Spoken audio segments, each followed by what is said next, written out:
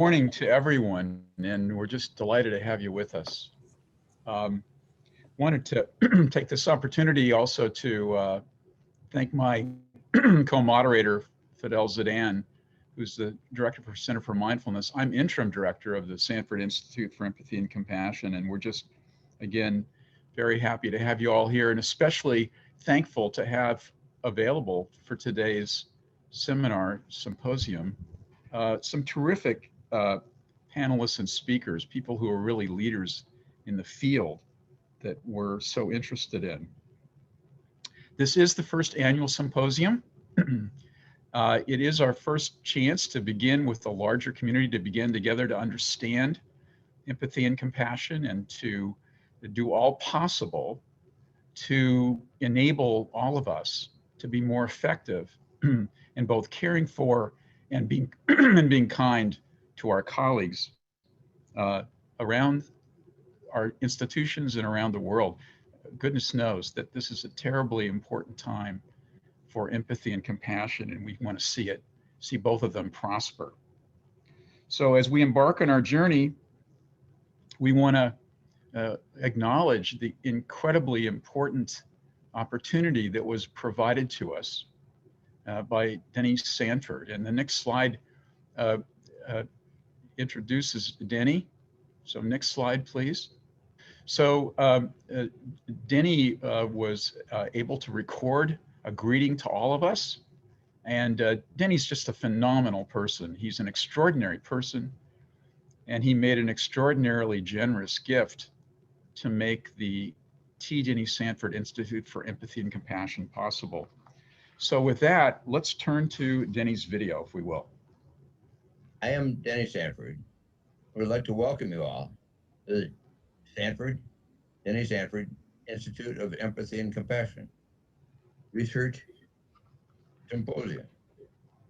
Thank you to the presenters who will be sharing their work in empathy and compassion today. And thanks to all of you attending who are interested in engaging in the science of kindness, which I believe is so important. Several years ago, I created an interesting program over at Arizona State University, a program called Sanford Harmony. And currently, or when the children stopped going to schools as such, we're up to 8 million children nationwide. We're in 7 different countries, and 8 million kids. So that'll resume, and our goal is to get up to about 30 million children worldwide, to teach them some empathy and compassion, but also primarily to before puberty, before 5th and 6th grade, to teach them how to better understand the opposite gender. So there's some compassion and empathy in that consideration as well. So my mission today is to take you what I've learned there to spread the kindness and love to people of all ages and backgrounds. And specifically today, we're talking about physicians and medical people in general.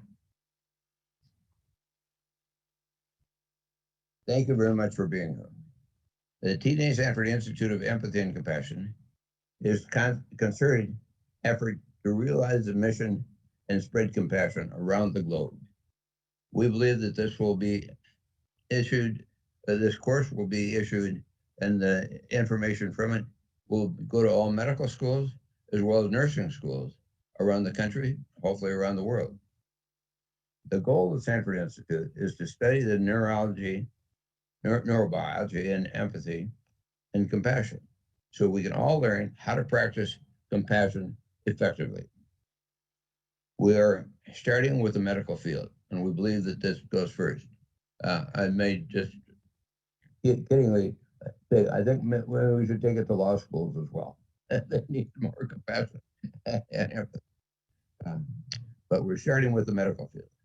By using compassion to combat physician burnout, we will be gain happier doctors and patients alike. What we're really trying to do in great part is to reduce the mechanic mentality of a lot of the young doctors and the like that are coming out. We had 2 different sessions, myself and Malin Burnham, my partner in the Sanford Burnham Institute. We had 2 3-hour sessions with the UCSD staff as well as the professor, saying that this is something that they recognize needs to be dealt with. What we create at the Sanford Institute will be a model for medical schools all over the world. I hope this model for many of other professionals as well. Thank you very much for your interest and work in the power of empathy and compassion. Thank you very, very much. And Denny, we thank you. Denny, an extraordinary person, a really brilliant person, and equally, and perhaps more significant, an extremely kind man. So Denny, if you're listening, we hope you are. From the bottom of our heart, we thank you for this opportunity. Your generous gift made it possible in 2019 to institute our work.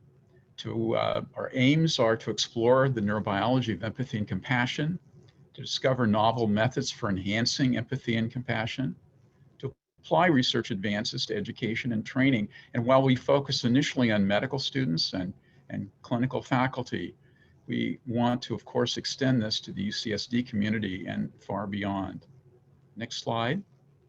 So today's symposium was really originated some time ago. We believed as part of Institute functions, we ought to have a yearly symposium and invite the best and the brightest to come and educate us and to enrich our community here by their presence.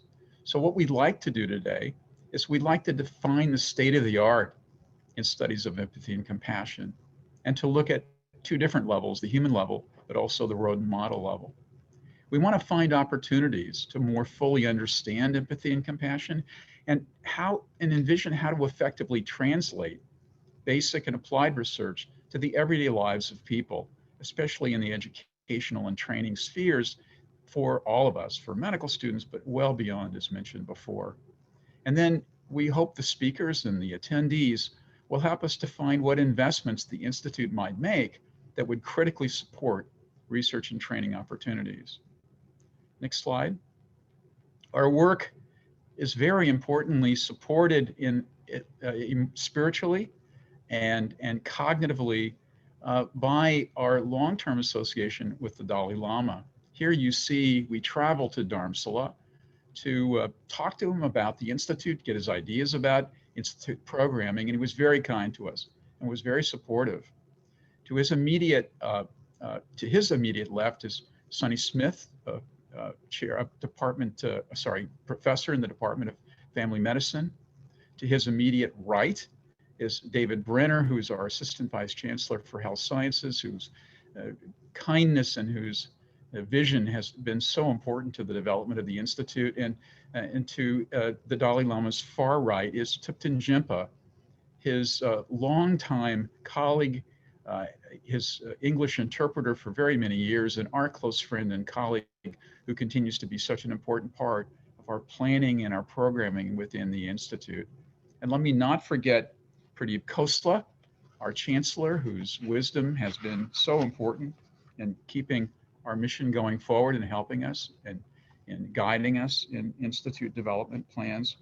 And then also I want to certainly mention that for today's meeting, our executive manager, Julie Freeman, her colleague, Kaylee O'Mary, and Vermelin Imamura, also thanks to them for making this work of putting on the symposium go so very smoothly. Next slide. I wanted briefly to lay out the morning and the afternoon. Our speakers will generally try to confine their remarks to about 35 minutes, allowing for 5 minutes of questions from the audience, and then we'll have a brief break. Definitely we'll want to have a break after our second speaker and and right before the panel discussion, and then there's a break at noon. And that same pattern, a series of speakers with questions, then a panel discussion involving both the speakers and the panelists, but also accepting questions from the audience will be the plan for, again, both the morning and the afternoon.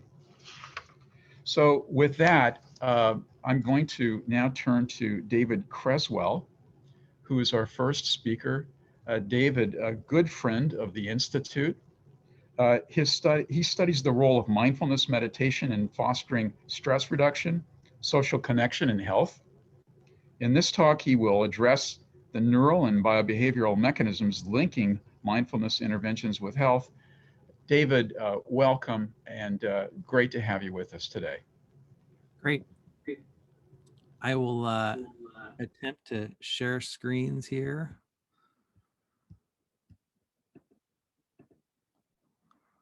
Okay.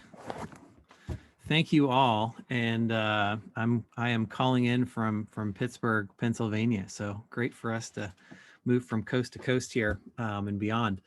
I'm assuming everyone can see my slides okay. If not, just let me know. So for the past decade, there's been a tremendous surge in public interest in mindfulness programs. Many people are using them nowadays, and they might attend the 8-week mindfulness-based stress reduction program, which is now available in most cities in developed countries. They might attend mindfulness meditation retreats, or they might even plug into one of hundreds of different mindfulness training smartphone apps, such as Headspace or Calm. And the broad aim of these interventions is really to train individuals to be more open and receptive to their present moment experiences. And these mindfulness interventions really teach individuals core self-regulation skills for reducing stress and improving well-being. For example, on how to use your attention to monitor your experience moment to moment. You can notice experiences such as body sensations or emotional reactions. And these attention monitoring skills that you learn in mindfulness interventions can be quite helpful in improving your attentional control and really fostering greater clarity about your experience. But mindfulness interventions also train individuals in how to adopt an accepting and equanimous attitude toward experience, which we really think can help people become less reactive to difficult experiences and really more attuned to others, fostering greater empathy and compassion. You know, if I can be more open and accepting to my experience, it makes me more available to be present and open to others. So really the science of mindfulness interventions has sort of paralleled the broad public interest that has grown over the last decade or so. And a couple of years ago, I recently counted up the number of randomized control trials of mindfulness interventions. What you can see here is really over the last decade and a half, we've had this exponential growth in the number of randomized control trials of mindfulness interventions come out in the scientific literature. So a lot of scientific interest. And initial randomized control trials suggest that mindfulness interventions may have social and health benefits for a broad spectrum of outcomes. For example, on the social side, we see that mindfulness interventions can increase pro-social behavior and lower loneliness. When looking at mental health, we see that mindfulness interventions in these randomized control trials can reduce depression relapse and drug addiction type outcomes in at-risk patient populations. And my lab and others have looked at physical health, and we see that mindfulness interventions, at least in these initial randomized control trials, can slow HIV progression and improve pain outcomes in different types of chronic pain populations. So we're seeing a broad range of benefits in this initial wave of randomized control trials, but one question we've really been exploring in my lab is, how do mindfulness interventions work? How do they get under the skin to influence such a broad range of social and health outcomes? And we've really argued that stress buffering pathways may be a real critical mechanism linking mindfulness interventions with many of these beneficial outcomes. Specifically, stress is a key driver for outcomes such as loneliness, depression relapse, addiction, chronic pain, and HIV progression, to name a few. And so to the degree that mindfulness interventions can foster stress resilience, it can protect against all of these different types of stress-related outcomes. I think what's nice about our model is that it really specifies who's likely to benefit the most from mindfulness interventions. In this case, high-stress patient populations and groups. And it also specifies what outcomes we might expect to see changes in after mindfulness interventions, in this case, stress-sensitive outcomes, such as those that I just mentioned. Our model also begins to unpack some of the psychological and behavioral mechanisms, really starting to talk about what mindfulness skills that you learn, so skills like attention monitoring and acceptance, And we really argue that these skills are going to be critical components for facilitating stress regulation and resilience, and particularly these acceptance skills that you learn. I'm going to touch on this later in the talk, come back to that. And finally, I think our model really outlines a biologically plausible model for how mindfulness interventions get under the skin. It really argues that, in this case, that mindfulness interventions increase activity and regulatory, and, oh, I'm sorry, it really, maybe I'll step back up. Mindfulness interventions really foster two brain stress resilience pathways. First, by increasing activity and functional connectivity of regulatory regions of the prefrontal cortex, here in blue. And second, by cooling off the brain's fight or flight stress response system in the amygdala and other regions, gating the brain's stress alarm system.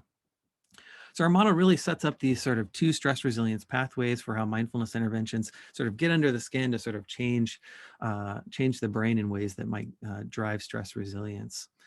And our argument goes in this model that is, if you can foster these two brain stress resilience pathways, you can also expect to see reduced biological stress reactivity when individuals are exposed to stressors, really turning down activity in the hypothalamic pituitary adrenal cortical axis, the HP axis, which many of us know sort of result in cortisol being released.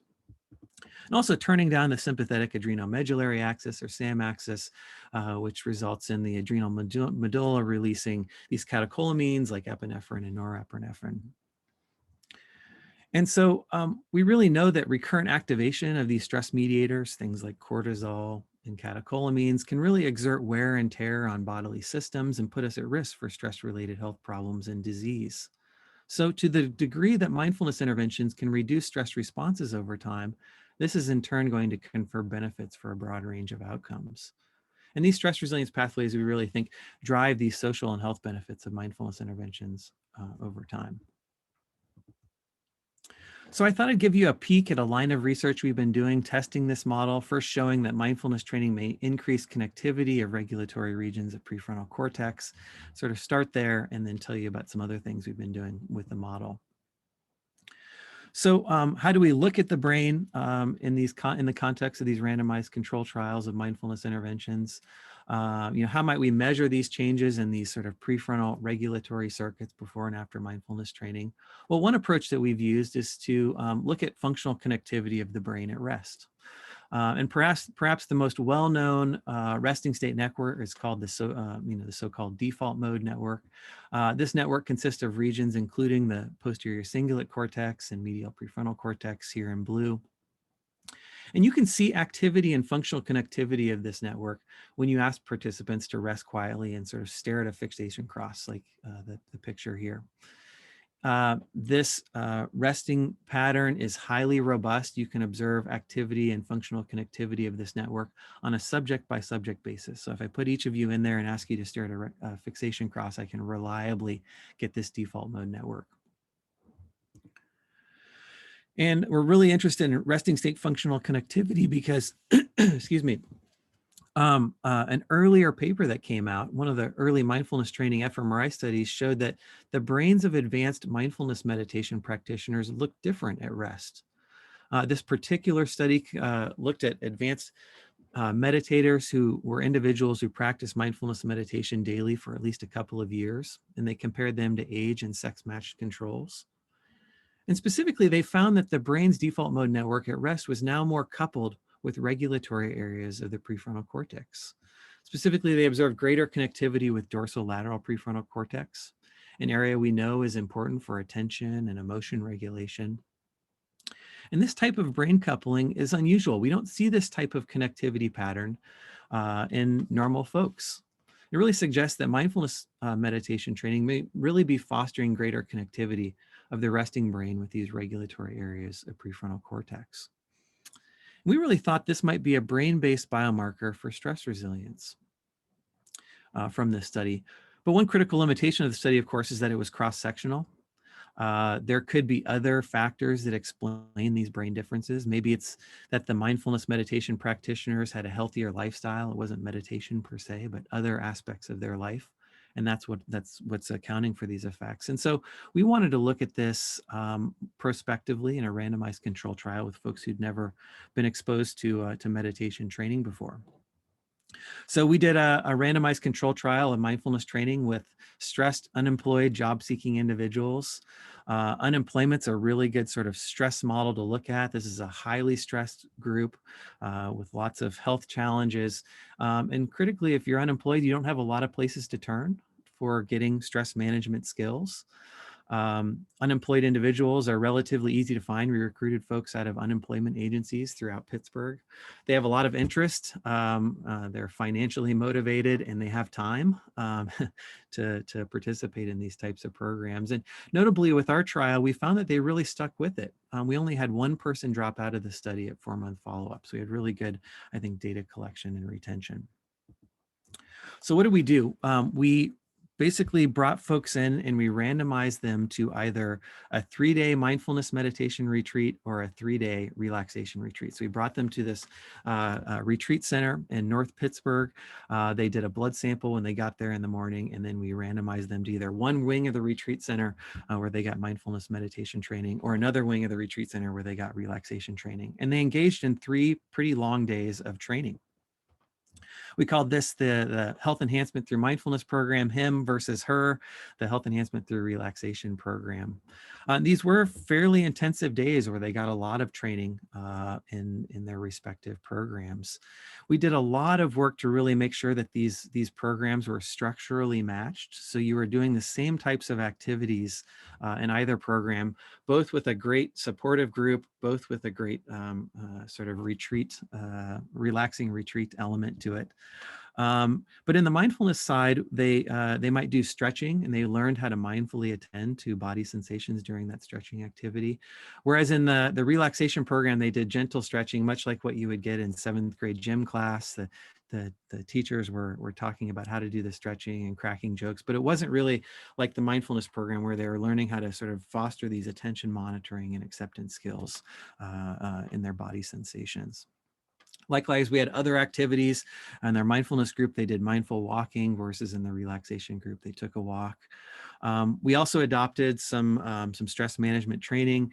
On the mindfulness side, it was all mindfulness oriented in terms of how people could respond more mindfully to stress. In the relaxation program, it was more relaxation focused. So this was a fairly stringent control. We were really asking, is there something special about mindfulness training above and beyond all these other non-specific factors like relaxation, like a nice retreat center, and like a really supportive group atmosphere? Really asking, is there something special about learning these mindfulness training skills above and beyond relaxation?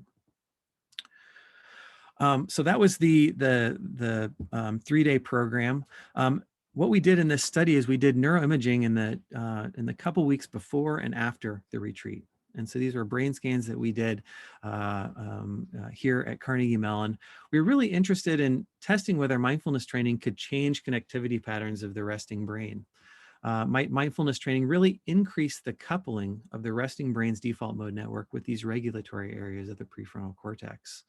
And so to test this, we had participants rest quietly in the scanner while they stared at a fixation cross. Critically, at the end of the second post-treatment scan, we told folks not to do any meditation or relaxation activities, and they generally said that they did that. I mentioned earlier that we collected blood samples. So prior to being randomized at the retreat center, that first morning they arrived, we took a blood sample, and then we had them come back in and give us another blood sample at 4-month follow-up. And we assayed these blood samples for interleukin-6. This is a marker of systemic low-grade inflammation that we know is elevated in folks who are unemployed. We wanted to see whether mindfulness interventions could really move this stress-related biomarker and reduce IL-6 levels. So first, starting with the brain, I told you about Judd Brewer's earlier work looking at advanced meditation practitioners and how they see this coupling of the resting brain with dorsolateral prefrontal cortex. And we find the same effect in our participants. Just to give you a sense here, relative to the relaxation group, this is the her group, mindfulness training is increasing resting state functional connectivity, in this case, of the default mode network, posterior cingulate cortex, with these regulatory areas of prefrontal cortex. We see it both on the left and the right in terms of left and right dorsolateral prefrontal cortex connectivity. Specifically, only our mindfulness group showed this increased coupling of the resting brain with dorsolateral prefrontal cortex. We didn't see this coupling effect in our relaxation training group. And again, we don't typically see this type of connectivity pattern, and it suggests that mindfulness training really may be connecting the resting brain with these prefrontal regions that are important for guiding attention and emotion regulation.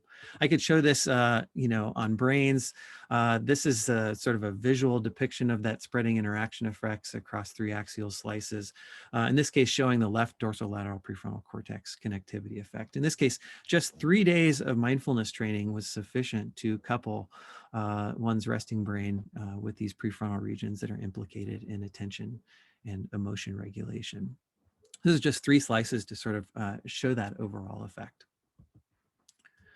So as I mentioned, we looked at whether we could move inflammatory biology, and we did see that the mindfulness group relative to the relaxation group reduced IL-6 at 4-month follow-up.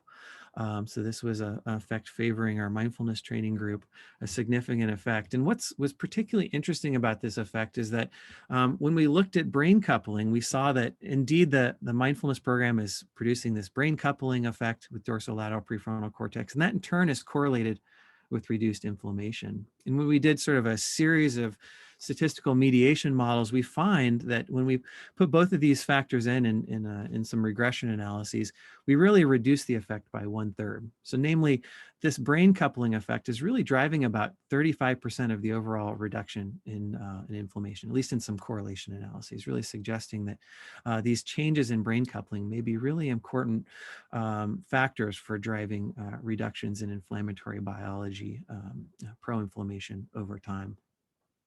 We looked at other outcomes. This was in an unemployed job-seeking sample. We wanted to see whether we could engage more reemployment. We didn't see any significant differences between our groups in terms of reemployment. Exactly 50% of our groups were finding reemployment at 4-month follow-up. No group differences there.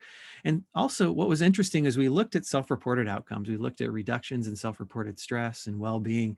We don't see significant differences between groups over time. Both groups are improving similarly. So our relaxation program was sufficient for improving self-reported well-being types of outcomes.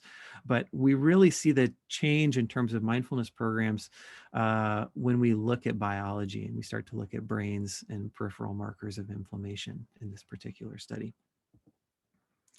So, the field is really interested in reproducibility concerns, and I thought I'd mention a couple of other studies that really speak to why I think this effect is particularly interesting. Right after we published our paper, Tony King published a paper where he was looking at veterans, and what he finds the same posterior cingulate connectivity effect with dorsolateral prefrontal cortex in a sample of veterans who've completed a 16-week mindfulness intervention. And what he finds is that brain coupling is associated with PTSD symptom improvements.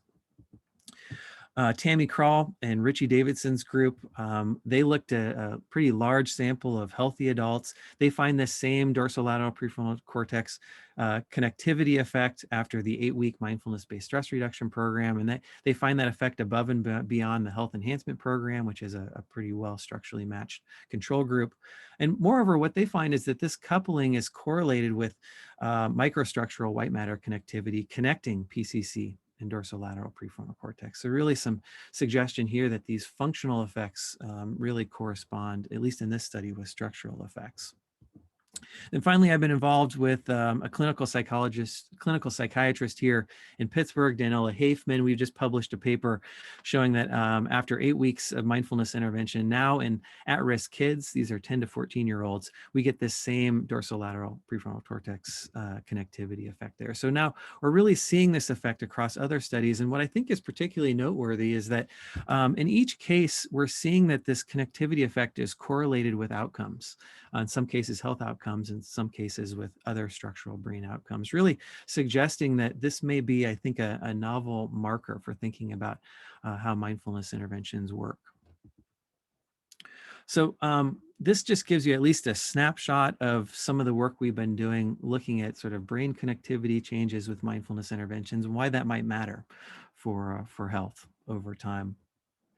But our argument goes with our stress buffering model that if we can sort of change these stress resilience pathways in the brain, and by the way, we've looked a lot at sort of, changes in amygdala, structure, function, and activity. I don't have time to tell you about that, but happy to talk about that if folks are interested. But if we can change these stress resilience pathways, the argument is that we can then change how our bodies are responding to stress after mindfulness interventions, changing cortisol responses, changing heart rate, blood pressure, and catecholamine responses when we're under stress. And I'll say that we do see some initial evidence for stress buffering effects. I'm going to tell you about some of that in a minute, but I want to take a quick sidestep and tell you or remind you about this point I was making about how we're also really interested in the behavioral skills people learn with mindfulness interventions, and that really these acceptance skills that people learn may be a critical driver for facilitating stress regulation and resilience. So I want to tell you a little bit about that and then sort of piggyback on this sort of stress reduction pathway with cortisol and blood pressure reactivity. So we've developed a second account. It's called Monitor and Acceptance Theory. This is a theory that we've been building out that really starts to parse these behavioral skills of attention monitoring and acceptance that I've been talking about. And our argument is that these attention monitoring skills that you learn in mindfulness interventions are great. They can enhance your present moment experience, but them alone are not going to be sufficient for reducing stress and changing health outcomes over time. In fact, just learning how to use your attention to monitor your experience may heighten your affective reactivity. One example that I like to give is that if someone's having a panic attack and you tell them to really pay attention to the sensations of their breathing, many clinicians on this will say that that's a ripe recipe for actually exaggerating their panic symptoms, increasing their panic symptoms. So just using your attention alone is not going to be sufficient. What we argue is that really these acceptance skills, learning how to foster greater openness and non-judgment towards unpleasant experience, are really going to be the key driver for facilitating greater stress regulation.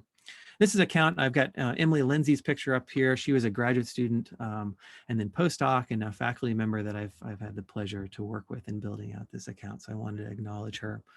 And we've been testing this account, Emily and I and others in my lab, using a dismantling randomized control trial approach, where we basically pull apart these attention monitoring and acceptance components. So we offer in one group full-blown mindfulness training with all this sort of standard monitor and acceptance language that people normally get. But then critically, we've developed a mindfulness training program in a couple of trials now, where we strip out all the acceptance and equanimity skills. So you're no longer getting that guidance in terms of being open and curious and non-judgmental and non-reactive. All that language gets stripped out, and you're just learning how to pay attention to your experience moment to moment. So this is now really comparing two mindfulness programs. And our argument with this account is that if you strip out these acceptance skills in mindfulness interventions, you're going to wipe out much of their benefits. In these 3-arm trials, we also have a control condition. I'll tell you about one trial that we completed. This was a smartphone mindfulness training trial. We recruited 153 stress community adults, and this was a 14-day mindfulness smartphone intervention trial. You're doing 20 minutes a day of guided practice on your phone. As I mentioned, the first mindfulness group, you get standard mindfulness training with all the monitor and accept training. We then have a second mindfulness training group where we strip out that acceptance and equanimity skills language, so it's just monitor only. And in our third condition here, we had this problem-focused coping training. So we're still giving folks in our control group stress management training, but it doesn't have a mindfulness focus. It's more about problem solving, thinking about stressors in your life and how you want to handle them. By the way, in this trial, folks liked all 3 of these programs equivalently. So they were very favorable about their sort of positive treatment expectancies. And critically in this study, we did 3 days of experience sampling in daily life before and after the intervention, the 14-day intervention. So they were doing ecological momentary assessment, or EMA, and they were doing daily diaries. It allows us to really track their sort of well-being profiles over time. After they did those 3 days of experience sampling before and after the 14-day intervention, we brought them in. We gave them one booster session of their initial 14-day lessons. So you got a lesson corresponding to what you had learned before. And then we put them through the Trier social stress test. This basically is a laboratory stress task that we use where people are doing a 5-minute speech and doing 5 minutes of really difficult mental arithmetic, sort of under harassing conditions from a group of panelists. So we have some folks with white lab coats who look really unimpressed with your performance while you're doing this very difficult speech and math task. Why do we do such a terrible thing to these participants? Well, this stress task reliably activates the body's stress response system. So you get increases in cortisol, you get increases in blood pressure, and you get increases in heart rate. Very reliable with this task. Of course, our question was, is this 14-day mindfulness intervention going to reduce stress reactivity? And what happens when we take out the acceptance and equanimity skills training? Of course, our prediction was that we would get a stress buffering effect. And that's actually what we find. So this is our control group. They show a nice rise in cortisol reactivity to this task. So the yellow bar is when they actually completed the stress task. We get a nice increase in cortisol reactivity. In our 14-day mindfulness training group, we see this stress buffering effect. So consistent with our stress buffering account, 14 days, 20 minutes a day of mindfulness training was sufficient to reduce cortisol reactivity. And again, this is sort of standard mindfulness training with all the standard monitor and acceptance skills training, really showing that we can, with just 14 days of training, reduce our body's cortisol response to stress. And then, of course, kind of building off of this monitor and acceptance theory account, our argument was that if we strip out that acceptance skills training, we'd really wipe out the stress buffering effects. And that's what we find. If we look at our monitor only group, this group shows cortisol reactivity that looks much more like the control group than our full-blown mindfulness and acceptance group. So really some initial suggestion here that learning these acceptance and equanimity skills may be a real key driver for the stress reduction benefits of mindfulness interventions. We see the same pattern effect when we look at systolic blood pressure reactivity. So just like the cortisol effect, our folks who get the monitor and acceptance skills training show reduced blood pressure reactivity to this task during the TSST performance period. This is in the red box here. So we see that sort of same step pattern that we saw with cortisol reactivity, really suggesting that acceptance skills training may be a key driver for these stress reduction benefits. You know, it wasn't just about lowering stress levels. What we find is that learning how to be more open and accepting to your experience also has social benefits. And we published this follow-up paper showing that learning these acceptance skills training, these acceptance skills really lowered people's loneliness levels. Not only did it reduce their loneliness levels, but it significantly increased the number of daily social interactions that people had. So again, we were looking at loneliness with daily diaries and EMA in the 3 days before and after the 14-day program. So this figure here really shows the loneliness reduction effect that we see in those daily diaries. So in short, learning how to be more open and accepting of your own experience really translated into a capacity to be more open and accepting towards others in your life. And it wasn't just loneliness. We also see this in terms of people reaching out and having more social connections with others. In fact, we found that there was about 2 more interactions people were having per day after the 14-day program. So really some suggestion here that there's some social benefits of learning these mindfulness skills, and that these acceptance and equanimity skills that you learn may be a real key driver for these effects. And in fact, these acceptance skills really may be a root cause for how mindfulness interventions make people more empathic and compassionate towards others. So just to conclude, I think this symposium really leads with a question: how can we foster a more empathic and compassionate society? Or another way to say it is perhaps, how can we give people the skills to be more compassionate toward themselves and others? And the initial work here really suggests that mindfulness interventions may be one tool for fostering these changes. We're seeing some initial signal that mindfulness interventions can help reduce loneliness, connect you with others, and improve markers of mental and physical health in healthy and patient populations. And my talk, I hope, has at least offered some initial ideas and data speaking to how mindfulness interventions work. They change the brain, They change how our bodies respond to stress and adversity. And I think that learning these acceptance and equanimity skills in mindfulness interventions may be a key driver for why they work. In fact, when you take out these acceptance skills, you eliminate mindfulness intervention benefits for social outcomes and stress reduction effects. So we've still got a lot of work to do on understanding how mindfulness interventions work, but hopefully this work that I've talked about today has inspired some new thinking on how mindfulness interventions can get under the skin for transforming health in society. Before I just wrap up, I want to make a couple of acknowledgments. First, just acknowledging I have a conflict of interest disclosure. Headspace has given my lab some research funding for a collaborative project. We also have some wonderful sponsors for the research that we do. National Institutes of Health, NCCIH has been a generous benefactor for a lot of this work, among others, Yoga Science Foundation, 1440 Foundation, Mind and Life Institute. So thanks to them. And then of course to all of the collaborators and trainees in my lab for making this work happen. With that, I will stop. David, thank you so much. Very, very helpful and very informative. At this point, we'd like to take questions from the audience, and my co-moderator, Fidel Zidan, is going to lead that effort, and he'll ask questions. Thank you, Bill. David, that was an excellent talk. Thank you so much for that. I think we're going to have a few questions, so we'll get to those. And thank you all for your time today. This is an exciting day. Well, first question, Dave, is we've had a couple of methodological questions that were overlapped. In the last study that you proposed, was there only an acceptance-only condition? It didn't look like there was, but how could you train that anyways? And I'd be curious about your thoughts on that and what you would expect from an acceptance-only.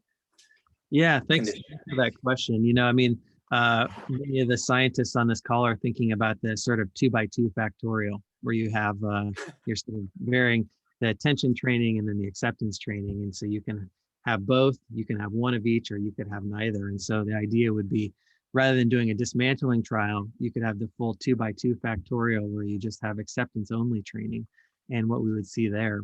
What I will say on the correlational side, so there's been a lot of folks who've taken our model and looked at acceptance only as a self-report measure. So we have measures of acceptance and non-reactivity in some of our mindfulness self-report measures, like the 5-factor mindfulness questionnaire, for example. And they do see that acceptance alone there is correlated with outcomes, as you would expect. The question that we've been facing when we look at this from an intervention standpoint is how you could teach acceptance skills without training attention. You know, you sort of need to train people's attention in order to then scaffold this open, accepting attitude on top of it. So there's some challenges there. I think we can do it. We're starting to work on some ways to just do acceptance only interventions. And we've been starting to pilot those where we just teach people more of like an accepting mindset and have them respond to cues. So we've done a little work with cigarette smokers and cue-induced craving. And so I think there's a way to go, but our approach was really from more of the intervention, the translational intervention science standpoint. And we wanted to know, you know, with these mindfulness interventions, if you subtract out these acceptance skills, could you wipe out these benefits? And so that was sort of the initial work, and we're now sort of thinking about ways to do these acceptance only interventions. But it's a bit challenging when you think about mindfulness interventions, how you just train acceptance skills only. I'd love to talk to people about it, but it's a question we've thought a lot about. Thanks, David. I actually have a question about the biology that you proposed and how that relates to the cultivation of empathy and compassion. So if you and I imagine are influenced by Abraham Maslow and humanism and his hierarchy, and it seems like after mindfulness, what mindfulness may be doing is assuaging stress responses physiologically and behaviorally. Is that a prerequisite to facilitate empathetic prosocial behaviors? Do we have a hierarchy of needs as it relates to manifesting our natural inclination to be empathetic/compassionate? Yeah, I know I'm guessing Barb Fredrickson's going to talk today about some of her findings relating to these things. But the way I've been thinking about it is certainly this, negative affect and sort of stress reactivity can get in the way of our ability to be able to connect with others, be more compassionate, more empathetic. And so these stress pathways are going to be important. Positive affect seems to be an important element. That's why I was sort of thinking about Barb on this call. But I think these positive affect pathways may be important as well. And we're actually finding that learning these acceptance and equanimity skills really may be a key agent for driving more positive emotions in daily life. And so I think that there's perhaps overlapping but dissociable pathways for these effects, and I think that the positive emotions pathway may be a really interesting one to look at as well for empathy and compassion. But I think they're both in play, and certainly we're trying to look at this in some new work. Thank you. We have 2 minutes, and I want to ask a question from Julian Sheffer, and I'll just read verbose if that's okay, Dave. Interesting talk, Dr. Creswell. Curious if you've been able to track differences in objective versus subjective negative experience and how that relates to interventions. You might need more than 2 minutes for this, but basically, is mindfulness shaping attention to respond to negatively or positively valenced events? Or is it something that's maybe related further downstream, relating to working memory processes, et cetera? So, or perhaps further down in how they interpret those after they are experienced. I guess this is a Lang canon theory type question. Oh man, well, there's a lot to unpack there.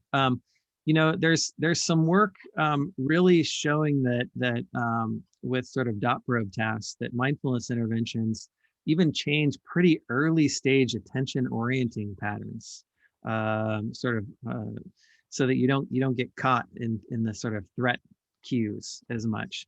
Dave Vago has an interesting paper, now pretty old actually, where they looked at dot probe task. And so, these effects happen pretty early. And, I'm always surprised by that. And,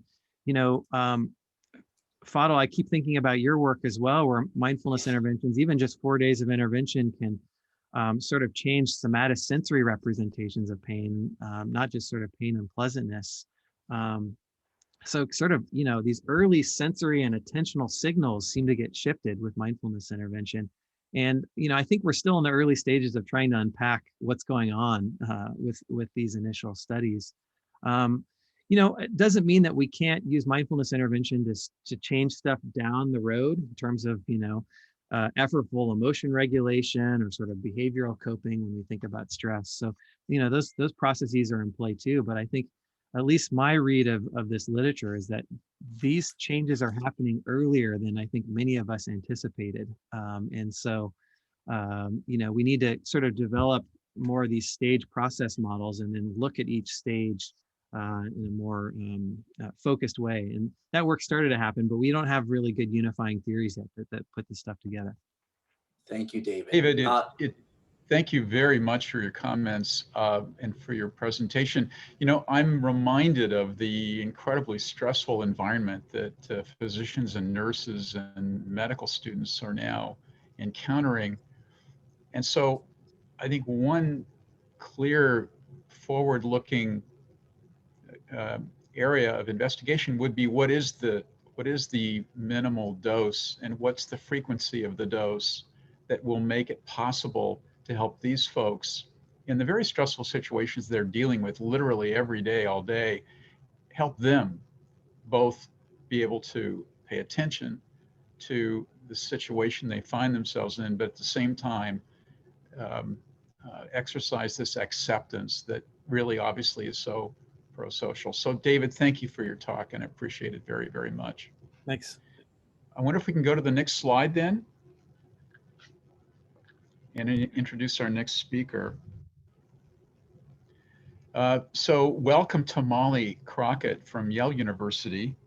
Molly's an assistant professor of psychology and a distinguished research fellow at the Oxford Center for Neuroethics.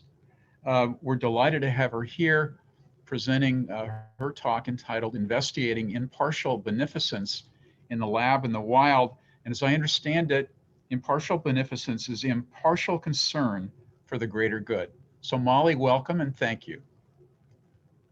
Thank you very much for having me, and I'll just go ahead. Oh, I think, yeah. Go ahead and share my screen. So if there's anything we've learned this century, and especially over the past year, it's that human beings around the globe are profoundly and devastatingly interconnected.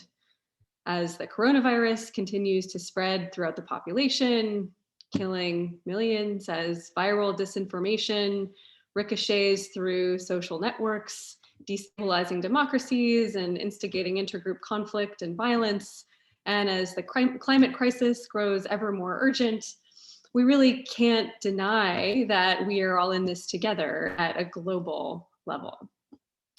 And many believe empathy is the answer. And I don't disagree with that, but I think it's also important to recognize one of the most robust findings to come out of the past 20 years of research in social neuroscience is that our empathy is limited.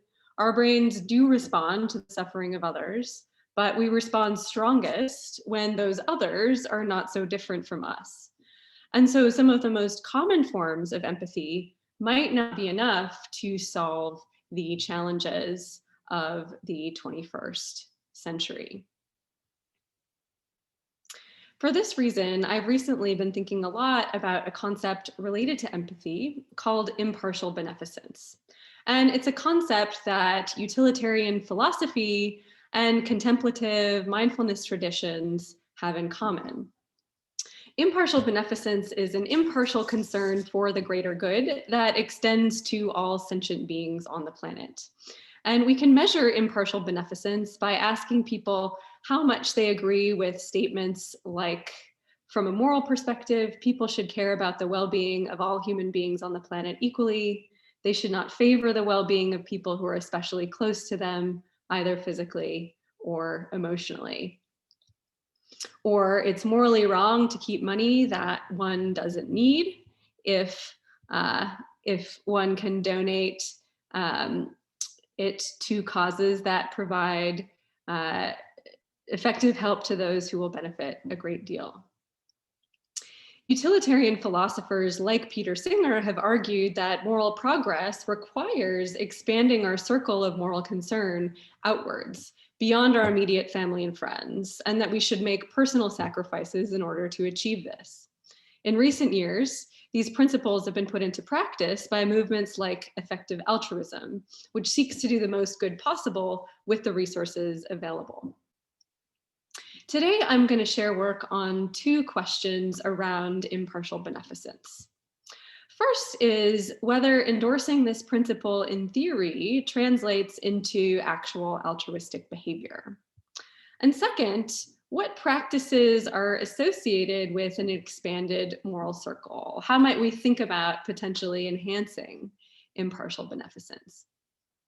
And one thing I want to mention before we continue is very much in the spirit of this workshop on gaps, challenges, and opportunities, I'm going to be presenting work in progress. I'd be very grateful if you don't screenshot or share on social media some of these newer findings. And I should also warn you in advance that many of the ideas in here are unfinished and the connections between different strands of work are not yet complete. So I'm really looking forward to getting feedback on some of these ideas as well.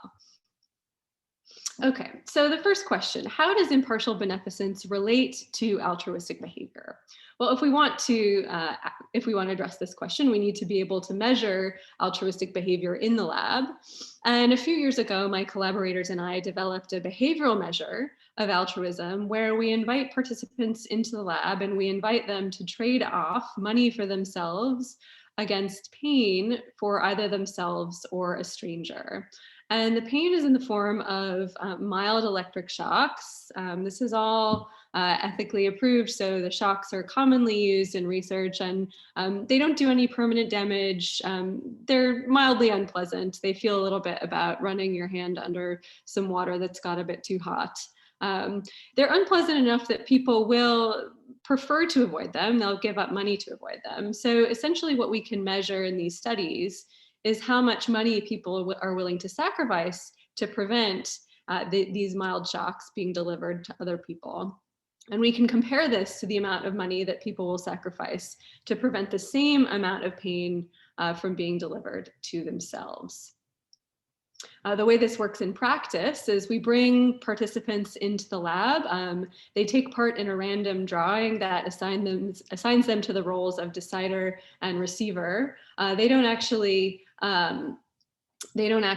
ever see or meet one another, so it's a totally anonymous interaction.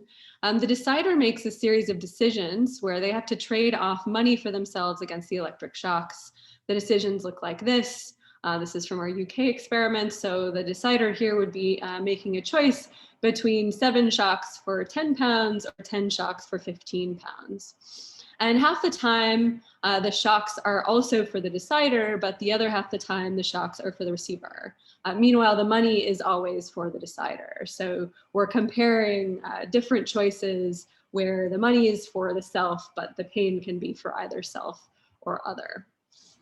So in these studies, we have our participants make about 150 choices like this. One of them gets randomly selected and implemented at the end of the experiment. So we don't use deception here. And we design the task very carefully to do our best to rule out alternative explanations for altruistic decisions apart from the deep preferences of participants. So first thing we do is we make sure that our participants know that their decisions are private and confidential with respect to both the experimenter and the receiver. This limits the possibility that people would behave altruistically simply because they care about their own reputation or how they appear to others. The roles are fixed, so the decider and receiver are not going to switch places at any point, and their identities remain anonymous. So if the decider chooses to sacrifice money to prevent pain to the other person, this is not because they're worried about negative reciprocity. Finally, in these studies, we used a recruitment procedure to invite participants to the lab that had not previously experienced electric shocks before, interacted in experiments with others of any kind, or have previous study in economics or psychology. The reason being that, there have been a lot of really famous psychological experiments with electric shocks that use deception. We didn't want our participants to be suspicious about any aspects of our design. So that was why we recruited naive participants.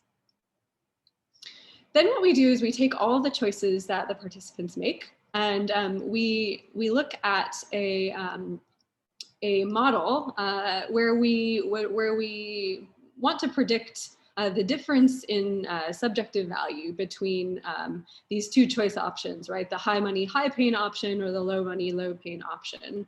And we can describe this difference in value, or delta V, as a function of the difference in money between the two options, delta M, the difference in shocks between the two options, or delta S, and an exchange rate, kappa, which quantifies the cost of pain for self and other. So here I'm plotting this harm aversion parameter kappa against price per shock. And it's an exchange rate, essentially. So we see a wide range of preferences in our studies. At the upper end of the harm aversion scale, we see people who refuse to deliver a single shock to another person, even if they would get paid $30 for that. At the other end of the scale, we see people who are willing to deliver 20 shocks to another person in exchange for just 10 cents for themselves. So quite a wide range of human preferences that we see here. But one thing that we do see consistently across our studies, and that's quite remarkable, is that when we compare these exchange rates for self and other, we consistently see higher harm aversion for other than for self. People will sacrifice more money to prevent pain to a stranger than to prevent the same amount of pain to themselves. And this translates to an exchange rate of about 30 cents a shock for self and around 60 cents a shock for others. And this effect has been replicated a number of times, both within my own lab and also in other labs independently. And keep in mind, these are totally private decisions. There are no external incentives like fear of punishment to prevent people from trying to gain more money from shocking a stranger. So we think that this represents something real about human preferences and potentially might be related to impartial beneficence. So a question that we've been interested in more recently is whether this pattern we see, this aversion to harming others more than oneself, whether that correlates with impartial beneficence. And we tested this recently in 2 studies led by my postdoc Hongbo Yu and PhD student Yunso Zhou. In the first study, we recruited 79 participants from the Oxford community, and they were brought into the lab. They completed the exact task that I showed you with incentives, so real money, real shocks. And in the second study, we recruited a sample of 192 participants, which included people who identified with the effective altruism community, as well as a control group matched for age, education, and gender. And in this second study, this was done online. So participants are completing a hypothetical online version of the task that I just showed you. So in both studies that I'm showing here, the community sample on the left, lab task, the online task on the right, we replicated this hyperaltruism effect. So you can see harm aversion for other in red is greater than harm aversion for self. You'll notice here overall harm aversion is higher in the hypothetical task than the incentivized task. And we've seen this many times. This is likely because A, the money's not real, so there's no cost to saying that you would pay more money to prevent the pain. And also we think that people imagine hypothetically electric shocks to feel worse than they actually do in the lab. But nevertheless, this comparison between self and other is consistent across lab and online studies. Next, I'm going to show you, these are the distributions of impartial beneficence for each study. We measured impartial beneficence using a questionnaire that we developed with philosophers. It's called the Oxford Utilitarianism Scale. And one component of the scale is an impartial beneficence dimension. You can see here we get a nice distribution of scores in both of these samples. One thing to note is that in study 2, there are substantially more people at the high end of the scale due to the inclusion of participants who are active in the effective altruism movement. And as we would expect, these participants are scoring higher than average on impartial beneficence. So that's a nice sanity check for our data. Okay, so how does impartial beneficence relate to this altruistic behavior? As we predicted in both studies, we find a positive correlation between hyperaltruism and impartial beneficence. Now, of course, one major limitations of these studies is that our measure of altruism is quite artificial, right? Most people are not going to be making trade-offs between money and shocks in their daily lives. But recently, the COVID pandemic has forced all of us to contend with trade-offs between benefits to self and harm to others, right? We're being asked to follow various guidelines like washing hands, avoiding gatherings, self-isolating when sick, and sharing public health messages with others. And many of these actions are personally costly, but they prevent harm, both to ourselves and others. So in March 2020, we ran a study from a nationally representative sample of about 1,000 participants in the US. We showed them a variety of Facebook-style public health messages, asked them to self-report their intentions to do these various behaviors. And we also measured their impartial beneficence with the Oxford Utilitarianism Scale. And what we find for all 4 of these public health behaviors is that there's a strongly significant positive correlation between impartial beneficence and self-reported intentions to participate in these behaviors. Now, these are self-report data, so lots of caveats should be interpreted with caution. But at least what this data does show is that people who endorse impartial beneficence in the abstract also report stronger intentions to behave in ways that benefit strangers during the pandemic. Okay, so there seems to be some evidence that impartial beneficence is associated with a number of outcomes that we might see as positive. Impartially beneficent individuals are more likely to make personal sacrifices to strangers in a variety of different contexts.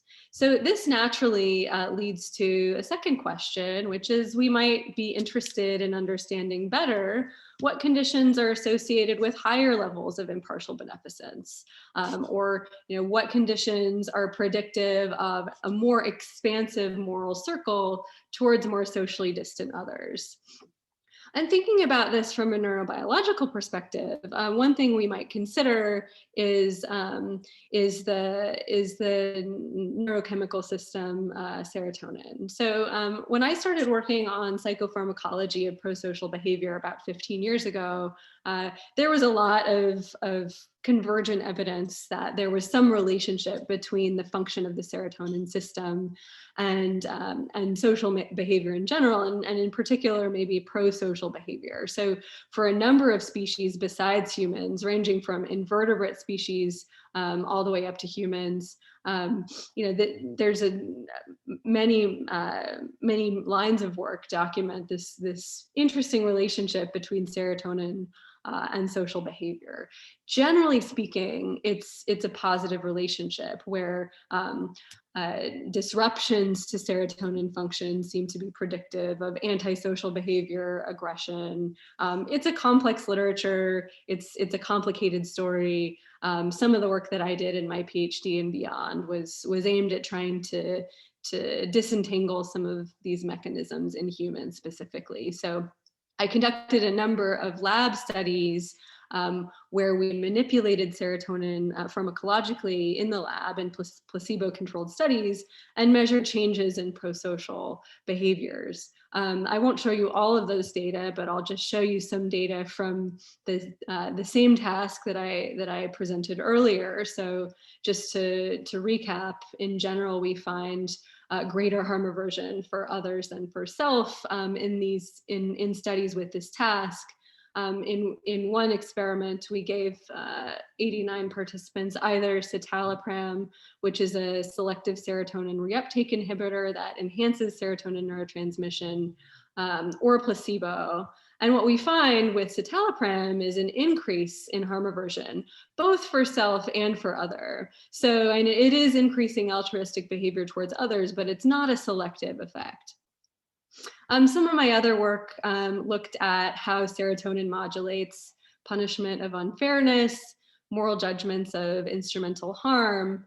And I mean, these results are generally consistent with the overall literature, again, suggesting a positive relationship between serotonin and prosociality.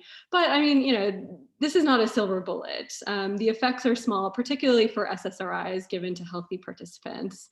And there's this question of selectivity as well. Serotonin is a very it has a very broad set of functions in the brain. There are 17 or so different types of receptors. So systemic manipulations of serotonin, like what we would see with SSRIs, don't seem to have very specific or selective effects on prosocial behaviors in particular. So more recently, I've dipped a toe into research on psychedelics, and psychedelic substances like LSD and psilocybin impact the serotonin system. Here you can see similarities in the chemical structures across these different molecules. And the psychoactive effects of psychedelic substances are thought to involve the serotonin 2A receptor, which is primarily expressed in the cortex. And I won't go into too much detail here, but the history of research into psychedelics is long and a bit fraught. So after it was synthesized and discovered in the late 30s and 40s, Therapeutic studies began kind of in earnest in the 1950s. Hundreds of clinics around the country were experimenting with their use in therapies, and LSD was pretty easy to get hold of. And then in the early 1960s, LSD starts to be used recreationally.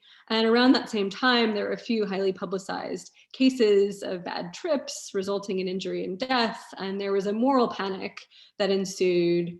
And shortly thereafter that, psychedelic substances were classed as Schedule I substances. And that resulted in just an almost complete pause to any research on these substances. Schedule I are substances that are deemed to have no medical use, high potential for abuse, dangerous to use even in controlled medical settings. So there was a big gap in the research.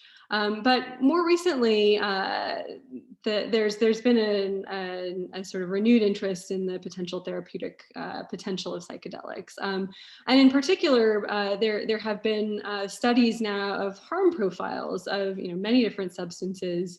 What I'm showing here is from a study where 40 drug experts from throughout the European Union scored 20 different drugs on 16 different harm criteria.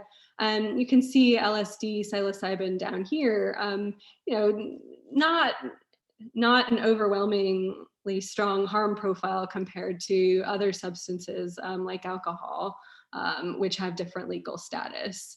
So I won't go into more details on that, but there has been somewhat of a renaissance on research into psychedelics, and here in particular, I'll just focus on some of the subjective effects that are potentially relevant for impartial beneficence.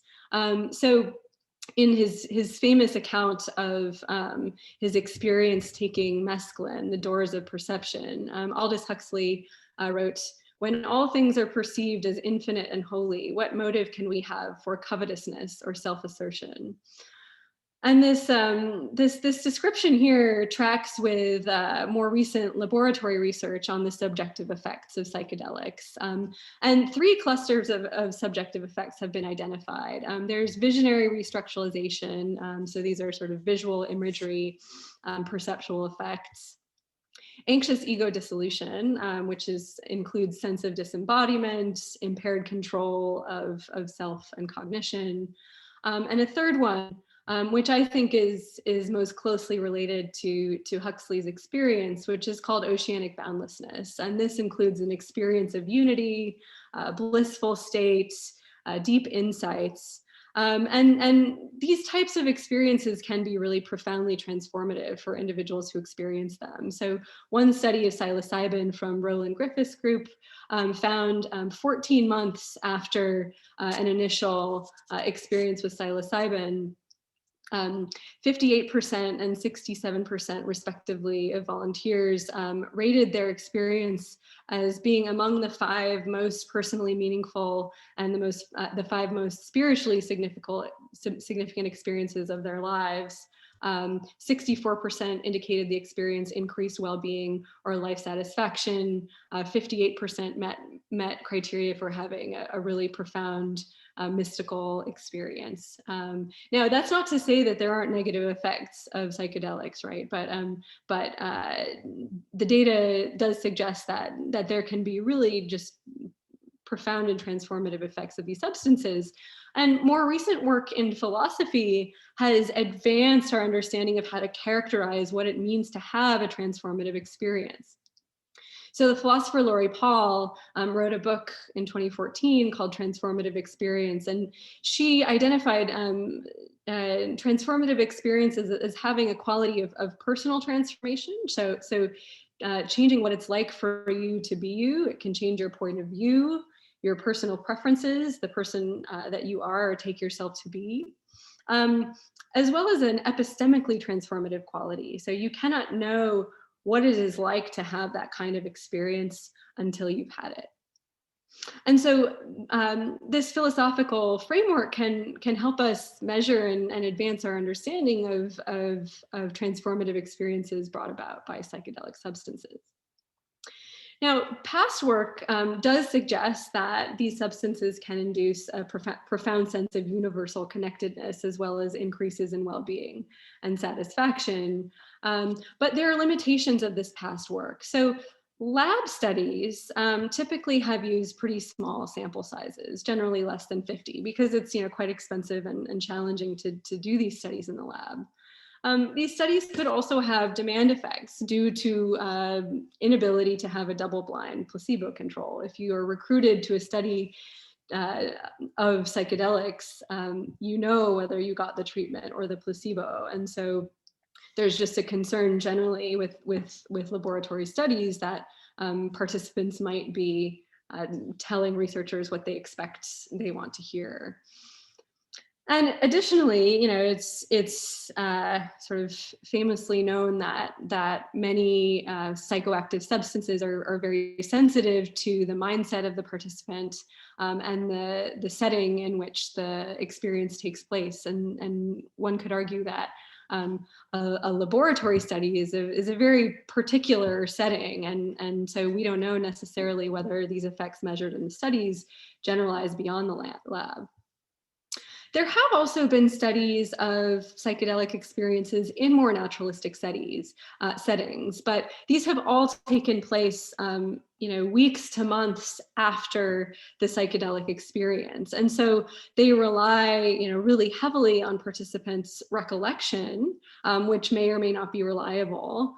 And again, there could be demand effects because these studies are explicitly advertised as wanting to understand the psychedelic experience. And so there could be demand effects and also selection effects with the population.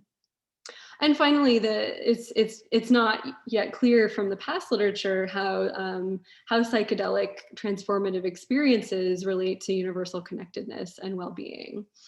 So a few years ago, my research team and I decided to go out into the wild to study transformative experiences as they were happening at mass gatherings. And so we went to a number of mass gatherings that took place over multiple days. These are secular mass gatherings. So we went to Burning Man, Burning Nest in the UK, Dirty Bird Campout, which is in California, Latitude Festivals in the UK, Lightning in a Bottle is in California. These are places where people commonly report having transformative experiences, and they are a very particular context, right? They're Western, secular context. And so I do want to note that these findings may not generalize across different socioeconomic, religious, or ethnic populations. We set up temporary labs at these field sites and deployed a variety of novel experimental procedures and methods that we developed for these contexts, so we could measure attitudes and behavior in participants as they were having transformative experiences. And we also measured and controlled for participants' use of psychoactive substances in all of our analyses in order to focus on transformative experiences that arose without chemical intervention. I'll just share a little bit more about some of our measures. We asked people whether they had had a transformative experience, just point blank, and then we also gave them some philosophical definitions of transformative experience taken from Laurie Paul's work, and asked them to rate whether they had recently had one. We measured this sense of sort of universal connectedness with this overlapping circles measure. So we asked participants to circle the image that best describes your current relationship with other human beings in general. So at one end, you have a sort of complete separateness moving towards complete merging. And we also asked participants just to report their current mood using this very simple visual measure. We measured substance use by questionnaire, and we had a challenge for measuring substance use. This possibility that, of course, participants might refuse to answer questions about substance use affirmatively for fear of legal repercussions, because of course some of these substances we're interested in are not legal. So we devised this questionnaire where we asked people about categories of substances. And each category had several examples that always included a legal example. And this was made explicitly clear to participants in the survey to reassure them that affirmative responses would not incriminate them in any way. This is the category of psychedelics that we're interested in particular.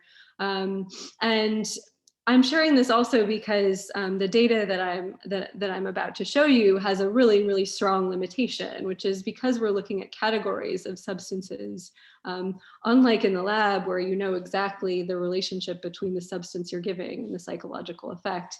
Here, it's much messier, right? We don't know exactly which substances in which doses are driving the effects that we find in our data.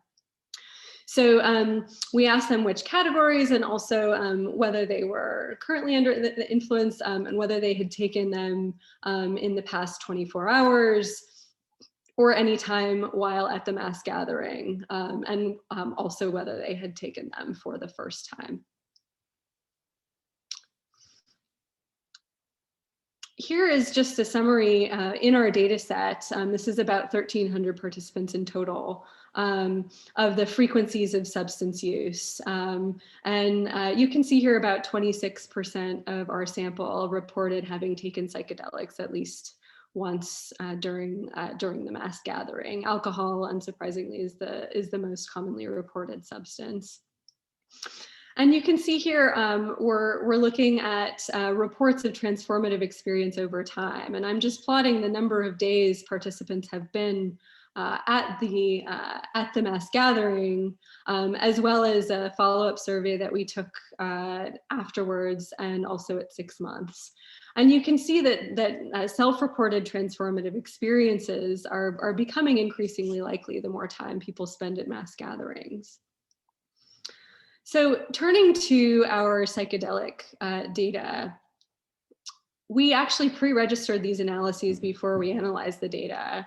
And based on past work, we predicted that recent psychedelic use would be positively associated with self-reports of transformative experience, epistemic transformation, universal connectedness, and positive mood. And what we find is that very recent use, shown in blue, so within the past 24 hours, is showing a positive relationship with each of these four effects, but not so much moderately recent use. And then to consolidate these findings, we ran a structural equation model testing for sequential mediation. And we were interested in testing the hypothesis that recent psychedelic use would be associated with positive mood through transformative experience and increases in feelings of universal connectedness. And in our mediation model, what we find is 3 indirect effects of psychedelic substance use on positive mood emerge.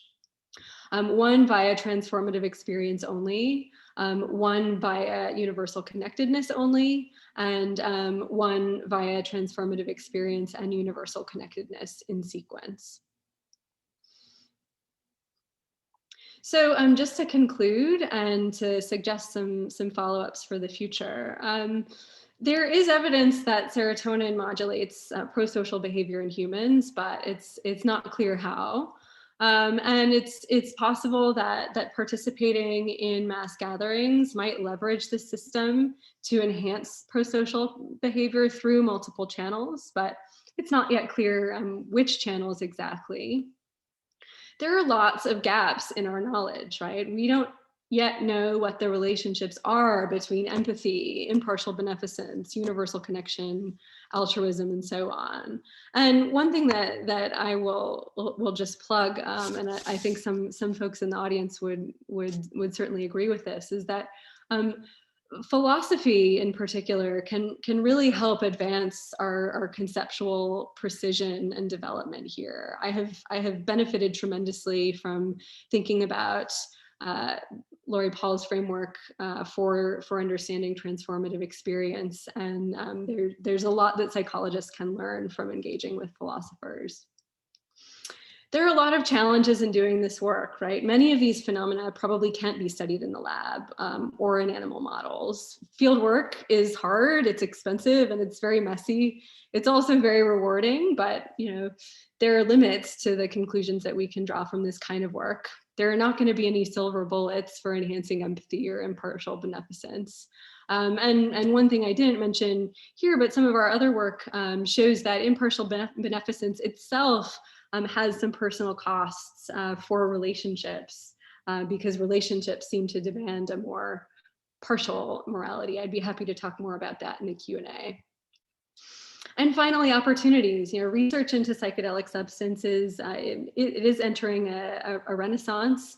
And I think what's really exciting about this area of research is that social neuroscience as a field has really matured a lot over the past 20 years. And so I think we have a really, fantastic set of tools now for measuring social cognition and emotion and the underlying neural substrates.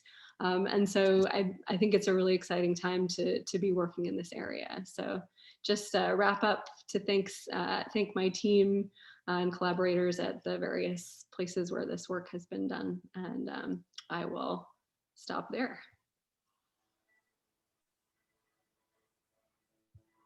Thanks so much, Molly. Really very interesting. Let me ask a question and then we'll go to the audience. It seems to me that one of the gaps you point to concerns the mechanism by which psychedelics actually operate. And has there been effort to explore the brain basis of psychedelic function? Yes, definitely. I haven't done any of this myself, but there's really wonderful work coming out of several research groups and two researchers in particular, Robin Carhart-Harris and Katrine Preller have led really important studies looking at how psychedelics affect brain function. And broadly, one of the main effects that correlates with these subjective effects is what you might call network disintegration dissolution. So, Dr. Creswell mentioned that, at rest, there are networks in the brain that sort of consistently fire together. And one effect that psychedelics seem to have is to sort of change the configuration of networks. So regions that don't normally talk to one another start talking to one another, and so that's thought to underlie some of the subjective experiences of psychedelics. I'm personally really interested in understanding how the subjective effect of ego dissolution would relate to neural representations of self and other. And there's some work that has started on this, but this is a really new area of research, and I think one that's going to be really promising for understanding ultimately how psychedelic substances might relate to empathy and altruism potentially. Thank you so much. Let's turn now to Fadl. Thank you, Bill. Great talk, Molly. That was awesome, per usual. We have a talk from a question from Patricia Churchland. She says, quote, "For Molly, in the shock choice tests, suppose the choice is between a shock to my mother versus a shock to a stranger." I guess this is the scenario she's putting you in. And please, Dr. Churchland, feel free to clarify if I didn't justify. Yeah, can I say something? Of course. Yeah, I raised this because the idea of utilitarianism and effective altruism is that no person counts for more than any others. And that's a moral claim. And part of what I think a number of labs have raised is the question of whether the nature of social bonding is so strong that it actually does a person a violence if they care less for one of their own children than they do for 10 strange children. Now, that's always been a problem for utilitarianism, and it's got to be a problem for effective altruism. And your study doesn't quite address that. So I was just curious to know how you see it. Exactly. No, I'm really glad you raised that question, because it gives me an opportunity to share some of our findings that I didn't share in the talk. The data I presented showing that impartial beneficence predicts this altruism towards a stranger is exactly what you'd predict from utilitarian theory. But you're absolutely right that human nature doesn't seem to align very well with some of the requirements of utilitarian morality. And in separate experiments, we have shown that in the context of interpersonal relationships, people think that impartially beneficent individuals, so someone who's an effective altruist, someone who would prefer to spend a Saturday helping the homeless than taking care of their sick mother. People find someone like that morally admirable, but they don't want to be friends with them. They don't want to marry them. And so there's this tension between the type of morality that is desirable for close social relationships and the type of morality that people seem to admire in the abstract. Now, when it comes to certain social roles, like political leaders, their impartial beneficence is highly valued. And we have actually found in some studies recently in the context of moral dilemmas that arise in the COVID pandemic, that citizens trust leaders more who advocate for impartial policies. So for example, sharing medicines or medical equipment wherever it's most needed around the globe, rather than hoarding it for the home country. So, and I think the way I think about impartial beneficence is like, it can be costly for personal relationships. And that raises some interesting questions about like for whom we might think about trying to enhance impartial beneficence, because it's not necessarily something that would improve well-being across the board. It almost certainly is context dependent, and the utilitarians have never got anywhere trying to explain what that context is.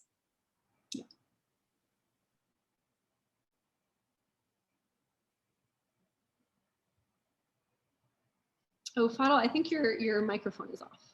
Fadl, you're muted. That was the first one, so that was good. I got that out of the way. While we have now even less time than a minute, maybe you could say yes or no and then answer the rest of the questions in the chat. This is from Peggy Mason in relation to Julian Sheffer's question. What proportion of people who did not take psychedelics report a transformative experience? And control groups not at one of these gatherings with or without psychedelic use. This is more of a 2x2 design she proposes, but yes. Transformative experience without psychedelics. Yes, so I ran out of time, but we have a whole separate set of studies about non-substance induced transformative experiences. And these are also quite common at secular multi-day mass gatherings. So even if you don't take psychedelics, just the act of coming together with many people in a group at one of these can we do see them happening. And in the absence of substance use, we see correlations again between transformative experience and universal connectedness and an expanded moral circle. So if I had had time to give a longer talk, I would have said that psychedelics are by no means necessary for the kinds of experiences that might expand our moral circle.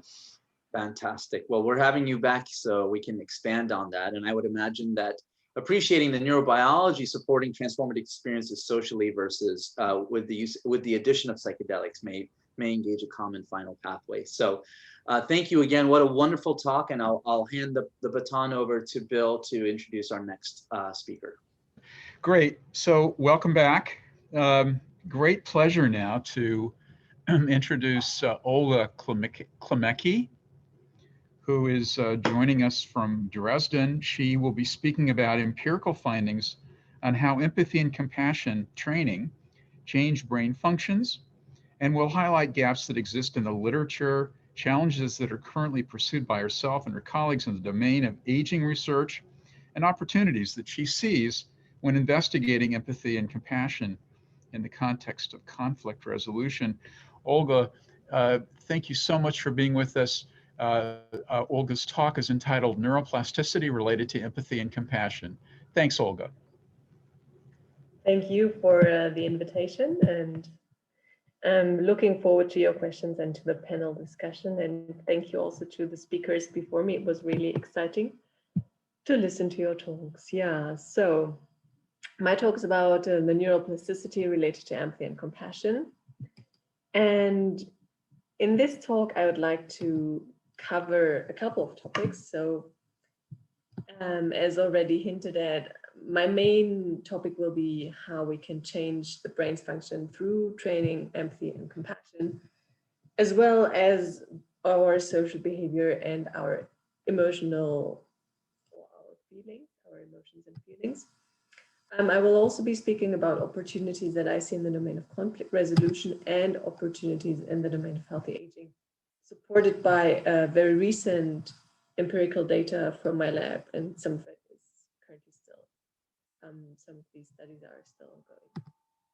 So let's start with the neuroplasticity related to empathy and compassion training and the behavioral and emotional plasticity that comes with it. So to give you a general framework of how I think about things, there are different routes to understanding others, and people sometimes use different terminologies, but just to get my terminology, or the ones I use, to make that clear. So when I speak about empathy, I mean sharing the emotions of others, and that can be positive emotions, or we can share negative emotions of others.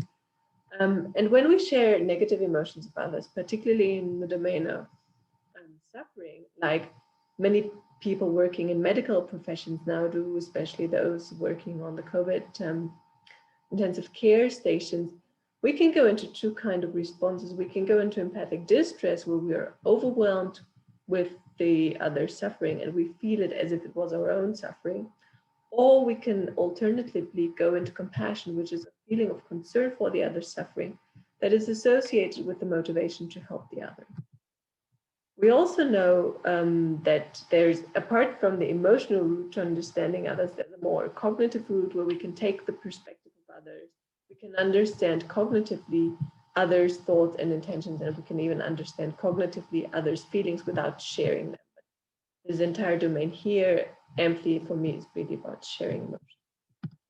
We also know from research that, at least to a degree, not always completely, but there seem to be kind of different networks. And there's a recent meta-analysis that I don't have on the slide by colleagues of mine, Matthias Schwartz, that show it really depends on the tasks, which of these networks are more activated or not. But broadly speaking, we can distinguish some activations like anterior insular, anterior cingulate cortex that are more related to empathy for suffering, some activations mainly in the striatum, prefrontal cortex, subgenual anterior cingulate cortex, and VTA substantia nigra that are more related to compassion, and some activations like in the temporal pole, posterior cingulate cortex, or mid prefrontal cortex that are more related to the theory of mind. It's not set in stone, but this is just a rough guidance. As introduced before, there are many techniques in order to train ourselves, particularly through meditation. And just to repeat it, basically in mindfulness training, the idea is to pay attention to moment-to-moment experiences, so to feelings, thoughts, sensory experiences, actions, motivations, in a rather non-judgmental way, so to accept the thing that, or the feelings or the experiences that are happening right now. There's another kind of training that's called compassion training or loving kindness training that many of us are working on as well, where the idea is to cultivate benevolence and kindness for oneself and for others. And in compassion training, and this is a central training that I've been using throughout my studies, we typically in the West, at least in Europe and the US, start by thinking of a benefactor, for instance, our grandmother, and wishing them well with sentences like, may you be happy, may you be healthy, may you be safe. Then we would turn towards ourselves and say internally these sentences to us. So may I be happy, may I be healthy, and may I be safe. And apart from visualizing that particular person, so our benefactor or ourselves, and saying the sentences, an important part of the training in this kind of meditation is to really get in touch with the feeling that we have while we are doing the exercise, and feeling how this feeling changes, where it is in our bodies, and getting a very close relation with that experience. Then one can move on to a friend, repeat the sentences to a neutral person we barely know, like the person in our coffee shop. A difficult person, very interesting exercise, I can highly recommend. To get rid of difficult people, at least for me, they stop being difficult after a while. And then we can expand the circle to all living beings, very much in line with Molly Crockett's idea of being impartial. So when I started studying these kind of trainings, I was interested in seeing how training compassion or empathy for suffering compares to training cognitive skills related to memory. So we had different training groups, and one trained only compassion, one trained memory, and another one trained first in empathy, and then only after we measured them a second time, then they trained in compassion. So these were longitudinal studies. Olga, excuse me, Olga. Yeah. I'm so sorry to interrupt you. I was trying to find the perfect time, and it didn't work. First off, hi. Your audio continues to cut in and out, and it's sometimes difficult to hear. Is there an adjustment we can make on your end? I guess not. First time it happened, I can speak closer to my computer. Maybe we can give that a whirl. Thank you so much, and I apologize for interrupting. But thank you for telling me. Olga. That may help. So thanks very much. Yeah. Okay, I'm sorry about the sound. So I hope my sound will be more consistent now. Much better. Good. Good. I'll stay close to my computer. So what I've used when I scanned participants' brain activations with functional magnetic resonance imaging is a task called the socio-affective video task that I've developed, where people see short video clips, really short ones, 10 to 18 seconds, of other people who are suffering. So they are either in physical or emotional pain, or both, like this woman here who's crying after being wounded in an earthquake. And then we ask participants to indicate to us their degree of empathy, negative effect, and positive effect. And we continue like this with videos showing others suffering, but also videos being more neutral so that we have a baseline. And we have seen, and I will not go into the details here because I want to have some time for other work as well, but we've seen that when people trained in empathy for pain, it increased their negative emotions in response to the suffering of others. It also increased activations in anterior insula and anterior cingulate cortex. These activations have been repeatedly shown in meta-analyses on brain functions for empathy for pain. So it seems that the empathy for pain network is increased when we train in empathy for pain, even if it's just for a few days. So it was roughly a week. However, when people trained compassion, and this was also just roughly a week, and sometimes after the empathy for pain training, it brought down their negative emotions to the baseline level before the training, and it increased their positive emotions even when they were confronted with pain, suggesting that it may increase resilience, yet to be tested here. It also increased their helping behaviors, and it increased activations in the striatum and the orbitofrontal cortex. I find that important because it means to me that it really matters what we engage in. So even just a short training of a couple of days can change the way our brain responds to the same kind of stimuli, which to me is very powerful. And it also changes our emotional response to the same kind of stimuli, so to the exposure to suffering. And of course, it increases helping behavior. And the more people train, so this is a task we use to measure helping behavior. So basically, participants navigate through a maze in the pursuit of a treasure. There are doors falling down on the pathways, and there are two participants playing at the same time. People don't know that the other participants don't exist. but that they are pre-programmed. And we measure how many keys participants use in order to open doors of the others. So in order to help them, even if sometimes the resources on their end, so their keys are sparse and the treasures are worth real money. So what we saw is that in the compassion training group, when we compare pre to post training, there was an increase in helping behavior that was not there in the memory training group. And we also saw that participants' practice linearly predicted altruistic helping in this task. So the more participants practice, the more they helped. And so we can kind of see a dose-dependent effect that was dependent on their personal practice. So they had a diary where they recorded how many minutes they practiced per day. We know, and this is extending this topic to the societal level, we know from meta-analyses on meditation and social behavior that overall meditation training can increase pro-social behavior. And there is also some evidence that meditation training can decrease antisocial behavior. And this, I think, is important when we try to think about implementing new directions in education, both for children and adults. So, interim summary, we know that there's a functional neuroplasticity in adults that depends on the type of the emotions that are trained, and even a short training of just a couple of days matters. In determining, for instance, whether where empathy for pain training increases activations in anterior cortex, anterior insular, and negative emotions, whereas a compassion training increases activations in striatum, orbital frontal cortex, and positive emotions. And we also know that compassion training has the power to increase altruistic behavior.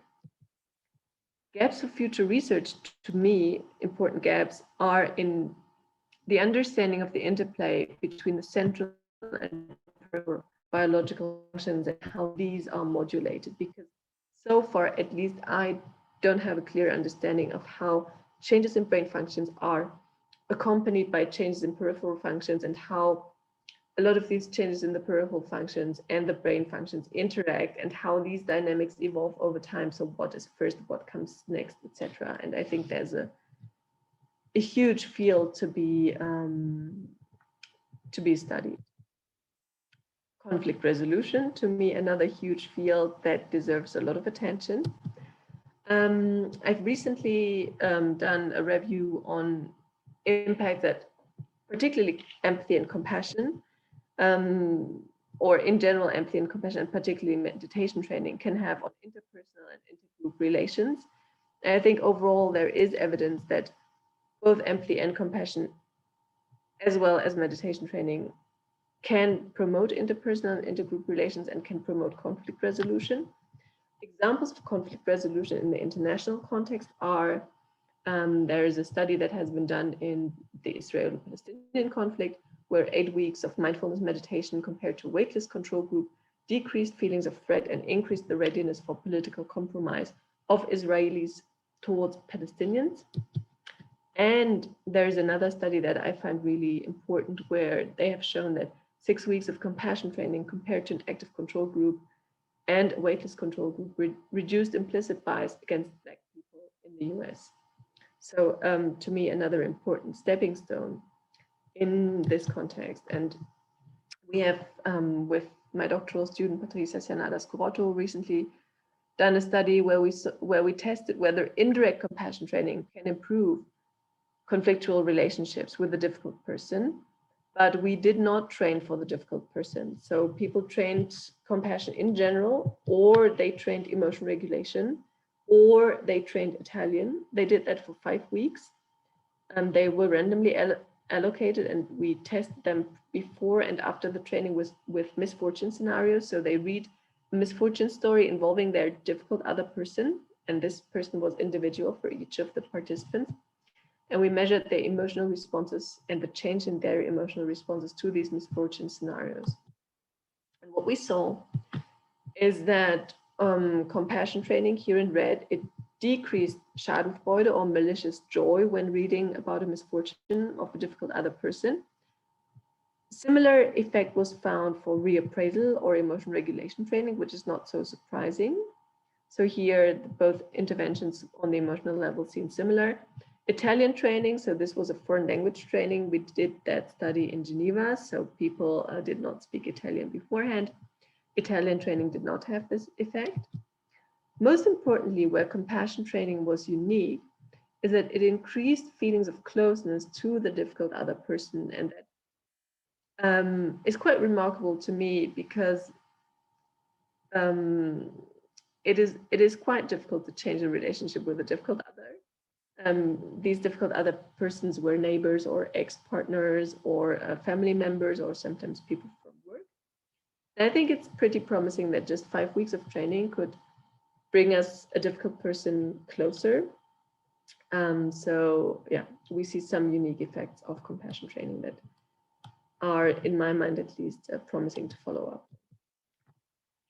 We also did some studies testing completely different intervention strategies. Here we don't talk about meditation, but about mediation. And this is with my doctoral student, François Bogat, and with my former student, Halima Rafi, where we tested, we used couple conflict as a model because couple conflict is relatively easy to induce in the lab. So we just invited couples who had been together for more than a year. And we asked them to argue about their favorite topic of about their favorite topic. And it actually happens very quickly that they get into a fight in the lab and they have a rather major argument, at least in many of the cases. So we did 2 studies, one with 76 couples and 76 persons and one with 72 persons, and couples were randomly allocated to either a mediated or a non-mediated conflict, and these conflicts always lasted about 1 hour. And in general, what we saw is that couples who had a mediator had more agreements and higher satisfactions with the content and the process of the conflict discussion compared to the non-mediated group. So mediation works, which is good news. We were also interested in brain activations related to mediation and to romantic love in general. So one of the questions was, will the conflict change the neural representation of the romantic partner? And will mediation make a difference in how this changes? So overall, we saw that before the conflict, participants had higher activations in the nucleus accumbens, so the region important for reward and learning, and previously implicated in romantic love, when they saw their smiling romantic partner compared to a smiling unknown person. This activation, together with a lot of other romantic love-related activations on the whole brain level, diminished after the conflict, but it did less so in the mediated group. So when we compared the mediated to the non-mediated group, there was a trend for them to have a higher activity still in the nucleus accumbens. And what we also found interesting, that when we correlated the satisfaction about the process and content ratings with nucleus accumbens activations, we saw that the more satisfied couples were, the higher their activation in the nucleus accumbens for romantic partners compared to unknown people after the conflict, indicating to us that there might be some neural signature related to the connection with each other that may be preserved through mediation. Again, first data on this topic to be replicated, followed up, or tested in further studies. Another kind of training that was of interest to us is a training on humanitarian values. So neutrality, impartiality, independence, and humanity. And we wanted to know, so this is in collaboration with the Swiss Federal Department of Foreign Affairs and with the Society of the Red Cross and Red Crescent movements. And we did that study in 4 countries. We did it in teenagers and young adults. So our participants were 13 to 29 years old. We did that study in Russia, Belarus, Armenia, and Gambia. And what we did is we measured whether the 5-day training in humanitarian values compared to no training changed participants' social behavior towards an outgroup of immigrants. And and how this was related to empathy. So how did we do it? We had stories, little vignettes, and measured emotions and behaviors in response to these stories. We did that before and after the training. And we had 4 stories, so we counterbalanced them, and they were always some kind of misfortune stories as well. So like, next week, Beros will be visiting us. Although it was forbidden, he climbed a tree with friends and has fallen down, and now he has a fractured arm and wears a plaster.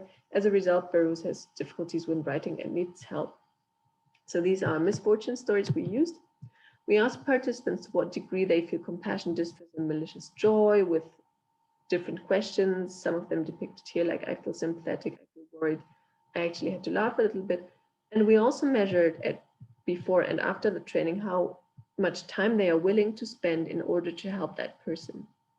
And what we saw is, so in blue we have the control group, and in red we have the 5-day humanitarian values training group, that the willingness to help out group members increased as a function of an increase in compassion. So the more participants increased in compassion and the more they increased in their distress towards outgroup members, the more their willingness to help the outgroup members increased. So this, to me, is suggesting that changing the emotions is an important ingredient when we want to change social behavior towards outgroup members.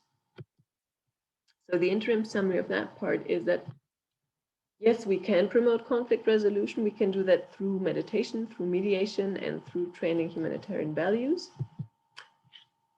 But there is still a huge gap in my mind when it comes to testing the impact of meditation training on conflict resolution in more severe, prolonged, protracted conflicts like the Israelo-Palestinian conflict, with designs that are really randomized controlled studies with active control groups, etc. And we had conducted one such study. Unfortunately, we had to do it online due to the pandemic last spring, and we didn't have very strong effects, but it may have been due to the online format.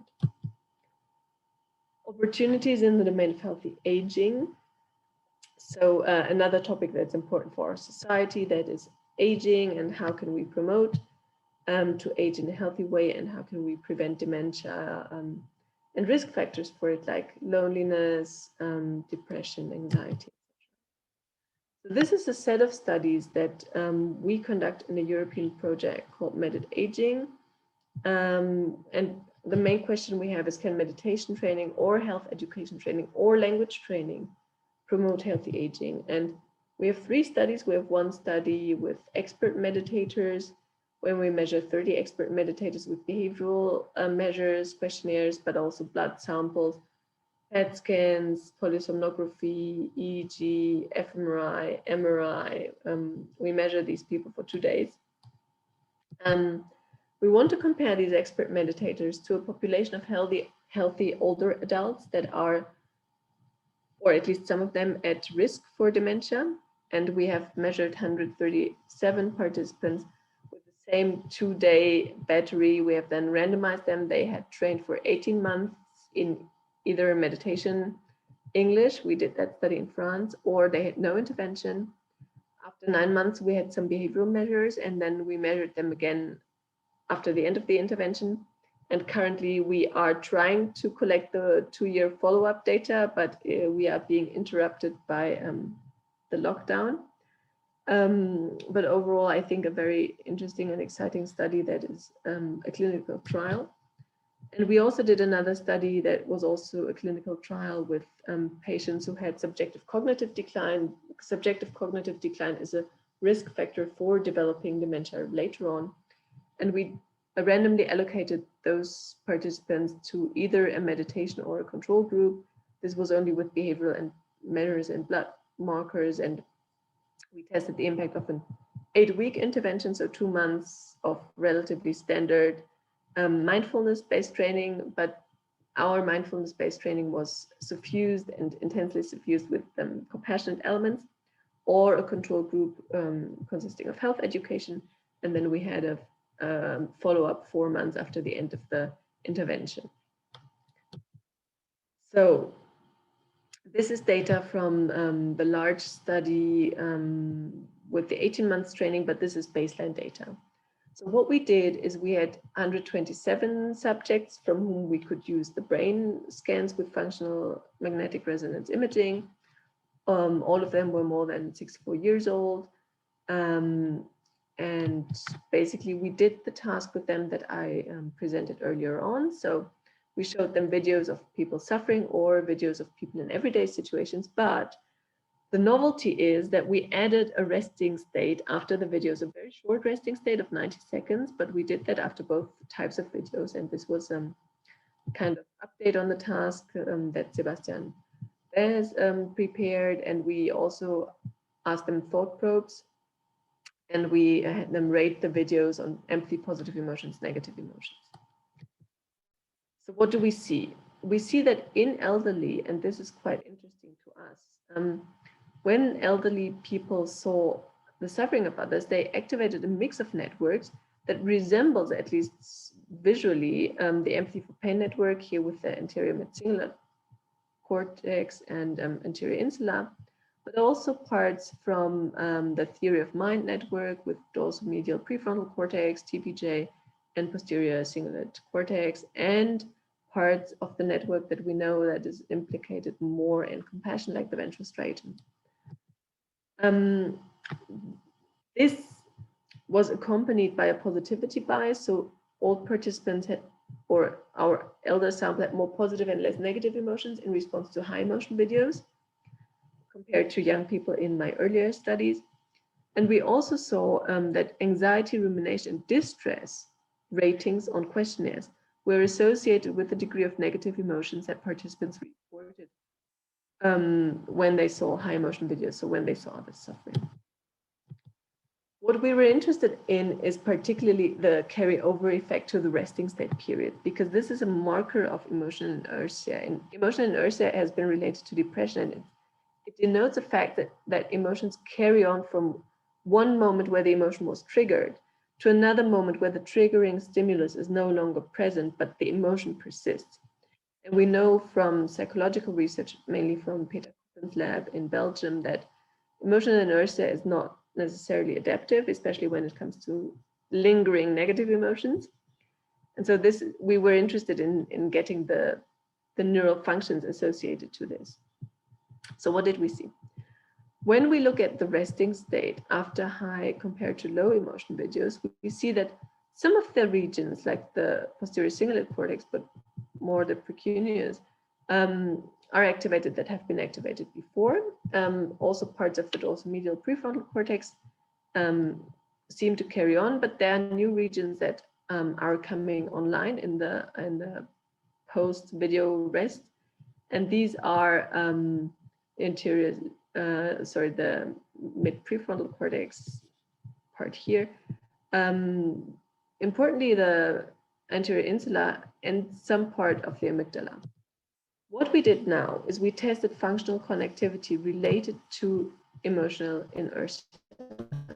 So we used regions of interest, so regions of interest from the empathy for pain network, anterior insula, and anterior mid-cingulate cortex from bilateral amygdala because it's important in relevance detection, and from anterior mid-prefrontal cortex and posterior cingulate cortex because these two regions are key in the default mode network.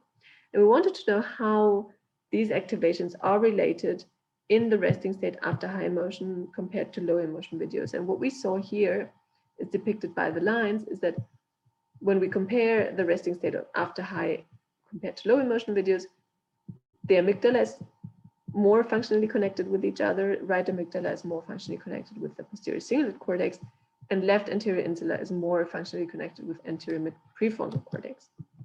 What is even more interesting to us is that the connectivity between posterior cingulate cortex and right amygdala is linearly predicted by the degree of rumination that participants self-report, by the degree of trait anxiety, which is an important risk factor for dementia, and by the thought probes indicating negative emotions. So people who self-report having more negative thoughts during the resting state after the high emotion films also have a higher connectivity strength between the amygdala and the posterior cingulate cortex than people who do not report negative thoughts or feelings in this resting state.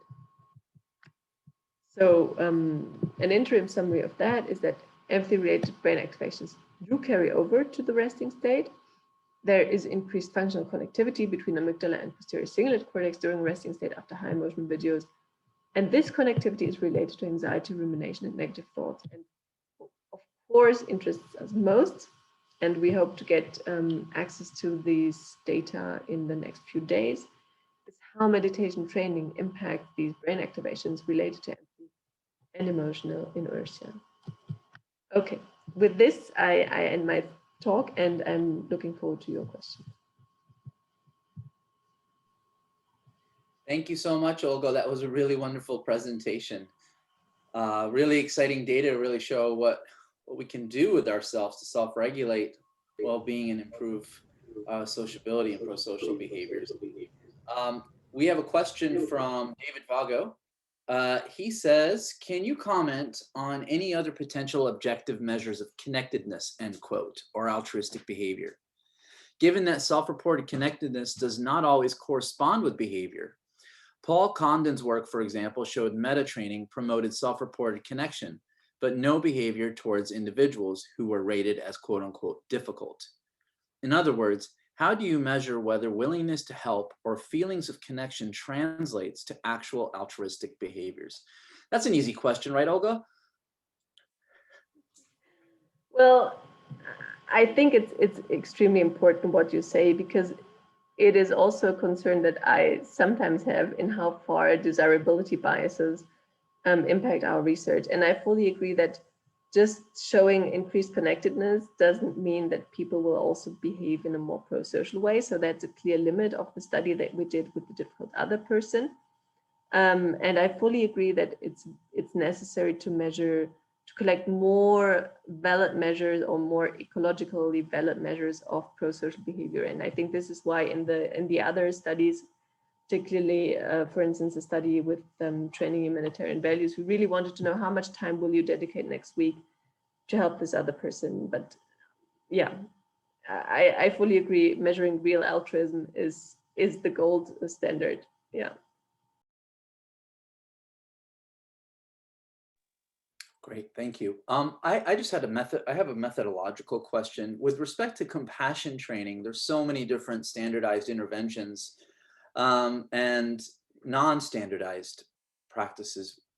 What was it, loving kindness that you guys trained folks in? Yeah, so it's mainly loving kindness, but with nuances.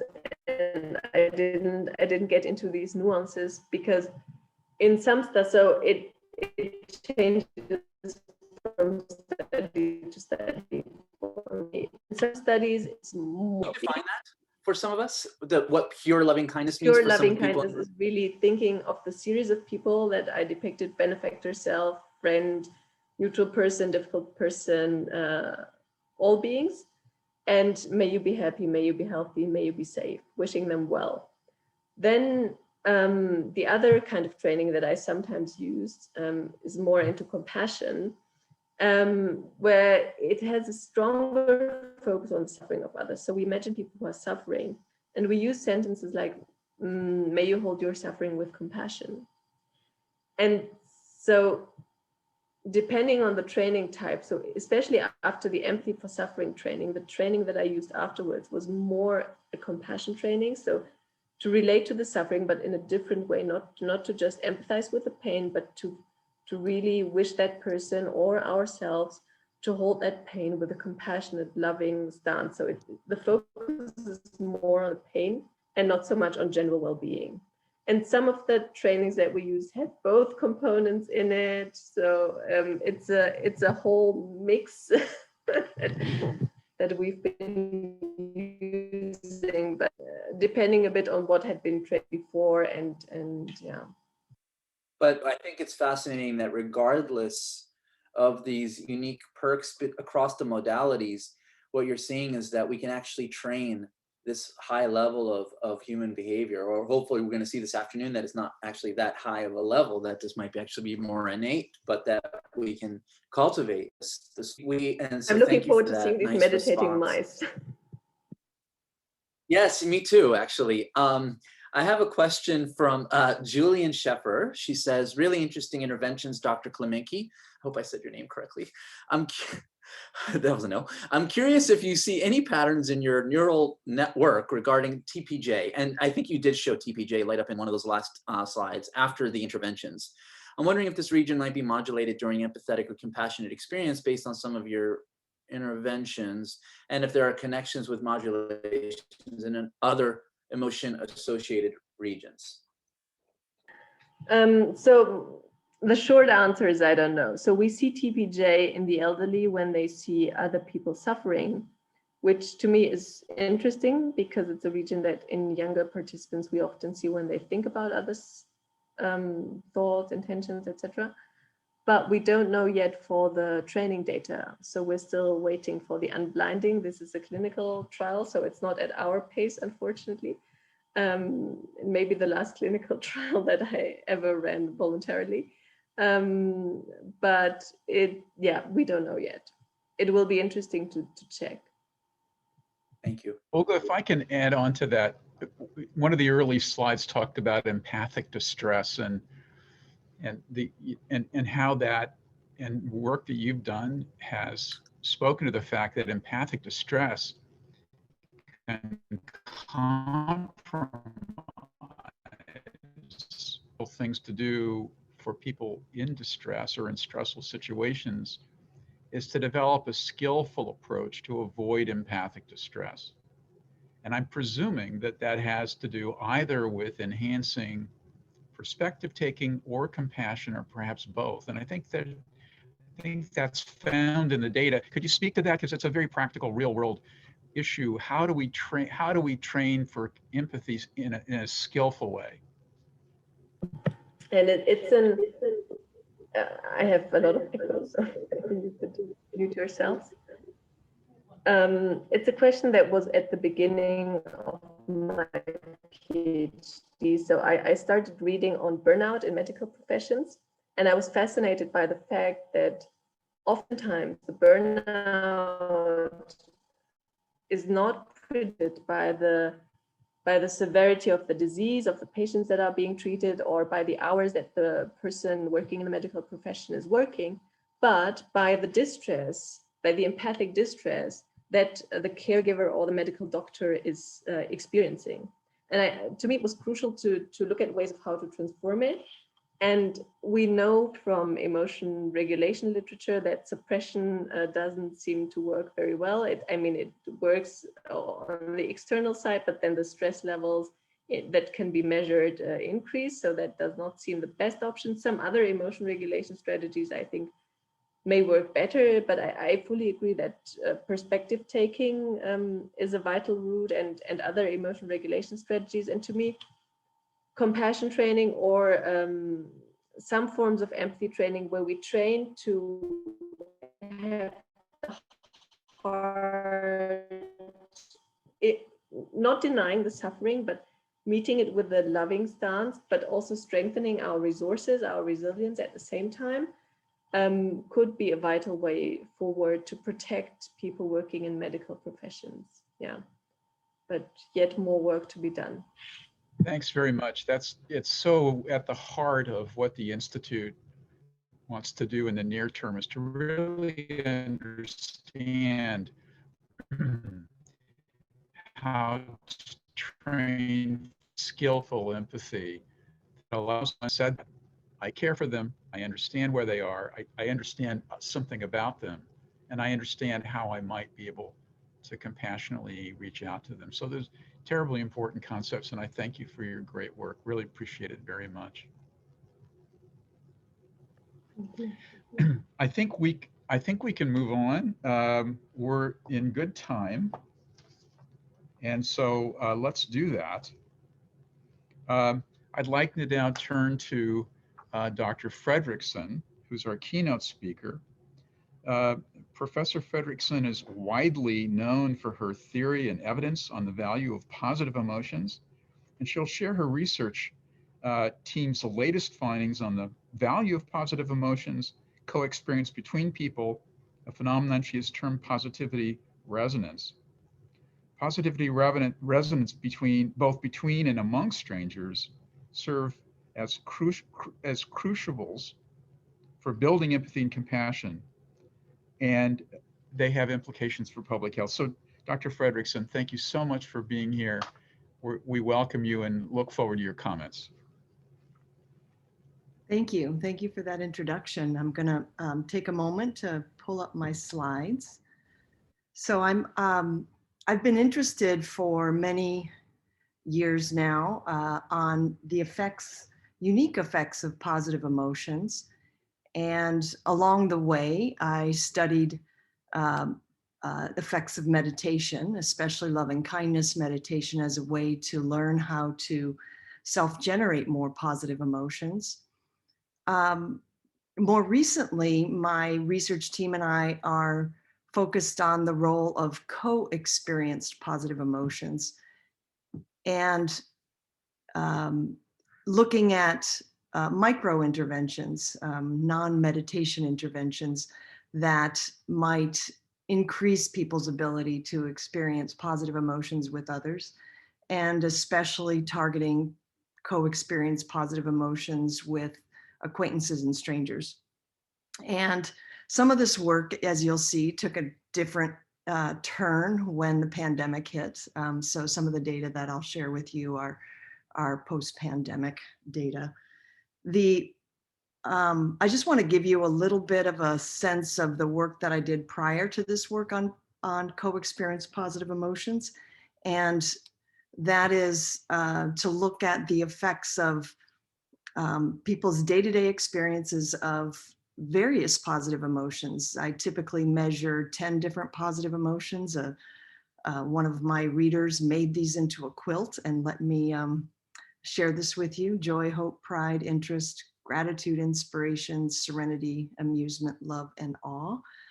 I think that what's important to note here is that many positive emotions are the kind of quieter ones, like interest or serenity. They're not all the sort of jump for joy, high arousal positive emotions. And in my early work, and then I've expanded this more recently, I've taken the positive emotion of love to be any combination of these positive emotions that is co-experienced between and among people. The critical thing from the emotion science perspective is recognizing that these are not individual differences. These are moments in time. Positive emotions, like all emotions, are momentary phenomena. They rise up like a wave and then dissipate. So we're not talking here about individual differences, personality differences, psychopathology, but rather these day-to-day upwellings in pleasant subjective feelings. And another thing that's really important to recognize too, from an affective science perspective, is that emotions don't just kind of roll around in our heads, they are experienced in our bodies as well. This is a figure from a paper I really enjoyed that asked individuals to say, where in your body do you feel energized or de-energized with different specific emotions? So this isn't a psychophysiological study or a scanning study. These heat plots represent where the aggregate across individuals in this study of where they felt energized, those are the red and the yellow colors, or de-energized, the blue to the white.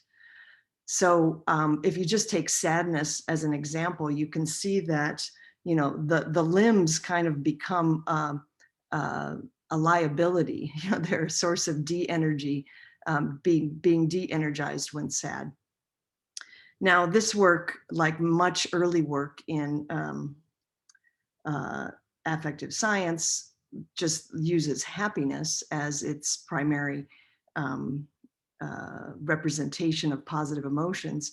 And yet with that, on aggregate, people say they experience happiness as very embodied. You actually see an energizing feeling throughout the body, more so than with many of the other emotions. So positive emotions are momentary, they are mind and body experiences.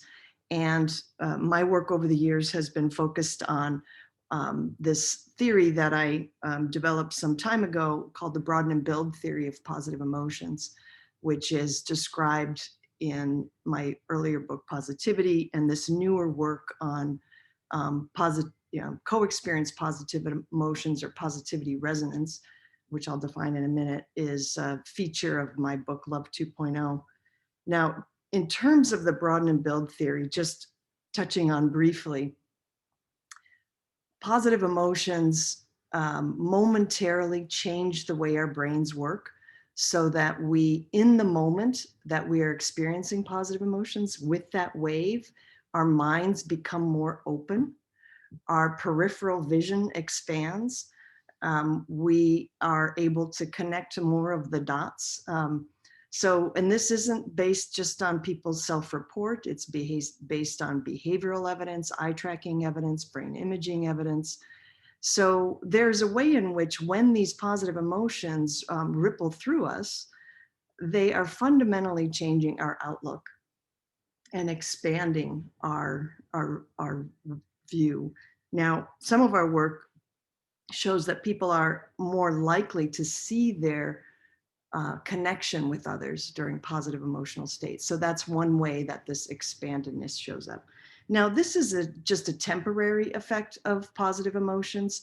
The long-term effect of being able to self-generate or cultivate positive emotions more so in daily life kind of functions like a nutrient. So people's daily diets of positive emotional experience, all the varieties that I showed earlier in that quilt, contribute to their growth of important resources that support mental and physical health. And so I liken this to, eating your fruits and vegetables, because, you can't be healthy just by having, one strawberry in 2021. You need to have a wide range of fruits and vegetables for a healthy diet. And so having skills to learn how to self-generate positive emotions more readily is useful in terms of creating that more variety in daily diets. And also some early work that my team had done showed that loving kindness meditation is one route towards increasing people's daily diets of positive emotions.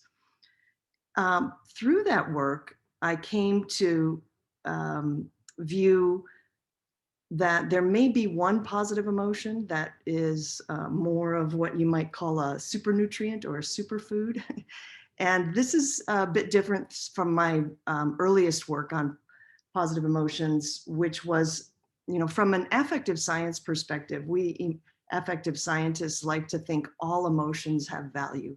They all have value in the right context. There's sort of a presumed egalitarian, every emotion has value in the right circumstance, even our negative emotions. And yet, when you consider the emotion of love from a neighboring field of relationship science, relationship scientists will just plain out say, love is on a pedestal. Love relationships matter more than other relationships. And so they study them more. And so I've become convinced that love as a positive emotion has a bigger broaden and build benefit than do other positive emotions. Another way to say that is that our co-experienced collaborative positive emotions have a bigger benefit for us individually and for society than our individually experienced positive emotions. So that is how I've taken an approach to studying the positive emotion of love, is to not necessarily ask people about when do you feel love, or but to define love as co-experienced positive emotions of a certain form, and that form is positivity resonance. Now, before I give you a formal definition of positivity resonance, I want to give you some examples so that you can kind of draw from your own life experience and know what I'm talking about. And here I'm, one clear example would be, laughing with a friend. Another clear example would be compassion. And we've seen this really nicely in Olga's presentation just now, is that compassion is associated with an increase in positive emotions. So even though suffering may be the most obvious emotion in the room, there is a strand of positive emotion that can be shared by the person who is suffering and the person who is providing support. So, holding your neighbor or good friend during a difficult time. Now, you might wonder, where's the positivity there? I think the positivity is that if you have been suffering and someone sees your suffering and recognizes that suffering, that feels good. That's a relief. That feels like you are seen. And so even though the suffering is still present, it's accompanied by a sense of relief and satisfaction of being seen. And then the person who is providing the compassion or support can feel appropriately positive about being able to provide that support. So an appropriate version of pride, if you will, that they did something that made a difference. Now, I think the cleanest, clearest example of positivity resonance is smiling at a baby. And why this is such a nice example is that, if you're connecting with a pre-verbal infant or pre-verbal human, you are doing this through your face, through the dynamics of creating some intrigue and also very attuned to what's going on in the other. There's a lot of other focus, because if you were to come on too strong, that baby's going to cry. I mean, this is what clowns often scare kids. So, and also there's no requirement that you are related to this baby to be able to get a smile from a child at this age, if you're carefully in tune. So, again, it doesn't have to be your baby. It could be, when we used to ride planes, it could be the baby in the row in front of you who's peering back at you that you can share a smile with. And so what I've been arguing is that positivity resonance is the most elemental building block of a broader love system, that if you drill down into loving relationships, the smallest unit that you'll find are these moments of shared positivity that have these additional features beyond shared positive affect. So the intellectual roots of this come from relationship science. One view of love from relationship science is that it involves, and it necessarily involves, investment in the well-being of another person for his or her own sake. That is, that's not, people don't have an instrumental relationship, like this person makes me breakfast in the morning and so I love them. It's like caring for their well-being is what sets a love relationship apart from other relationships. And then also from the relationship science, there's this concept of perceived responsiveness, or feeling that another person truly gets you, that you feel understood, validated, and cared for. That, when it's mutual, is viewed as a hallmark feature of intimacy, a key feature of love relationships. What emotion science, which is my home discipline, can add is what I think is an honest reckoning that those are momentary experiences. It's a moment when you feel invested in the well-being of the other, and it's a moment when you feel that someone really gets you.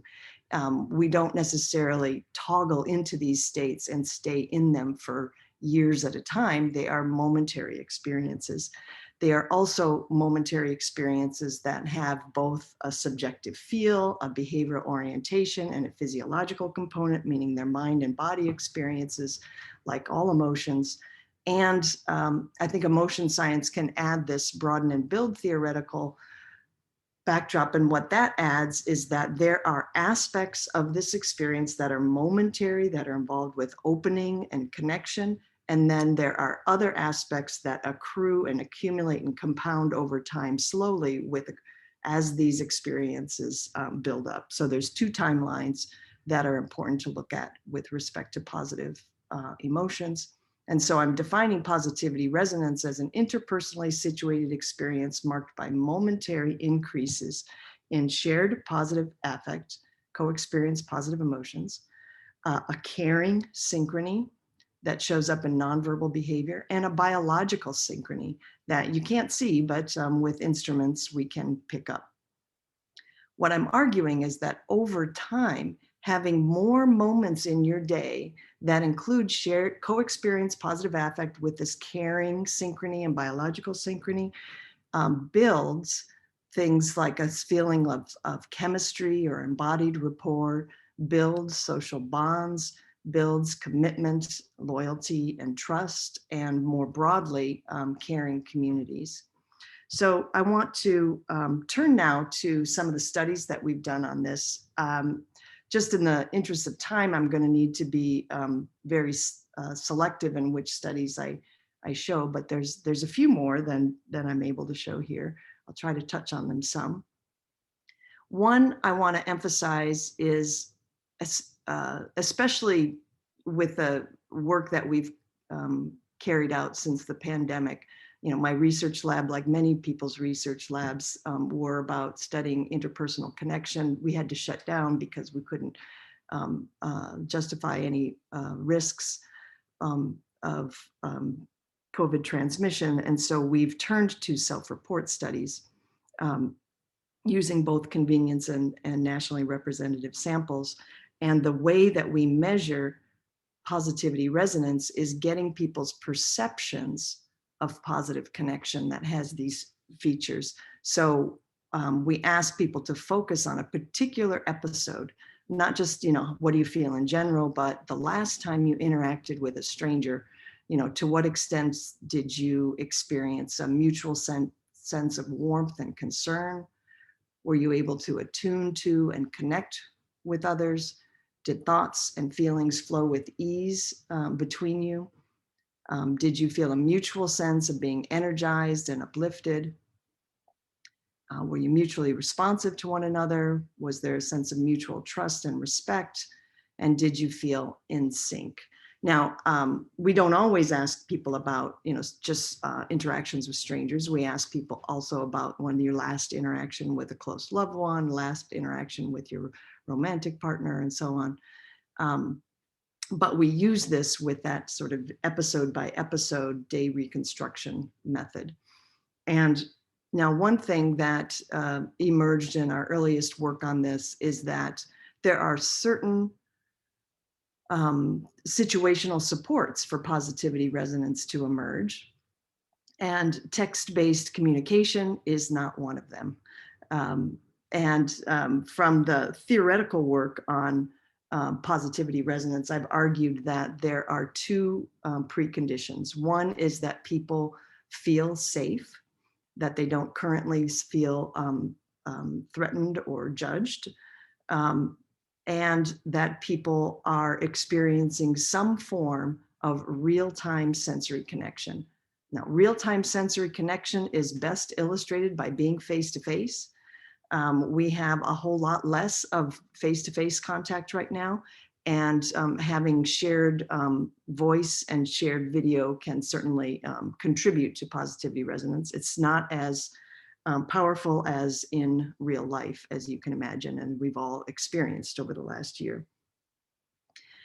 From our studies of this, we also know that positivity resonance, people's perceptions of positivity resonance, those who have more of it within their day, also have better mental health, as indicated by positive features of mental health like flourishing, and also they show reductions in reductions in negative mental health like depression, loneliness.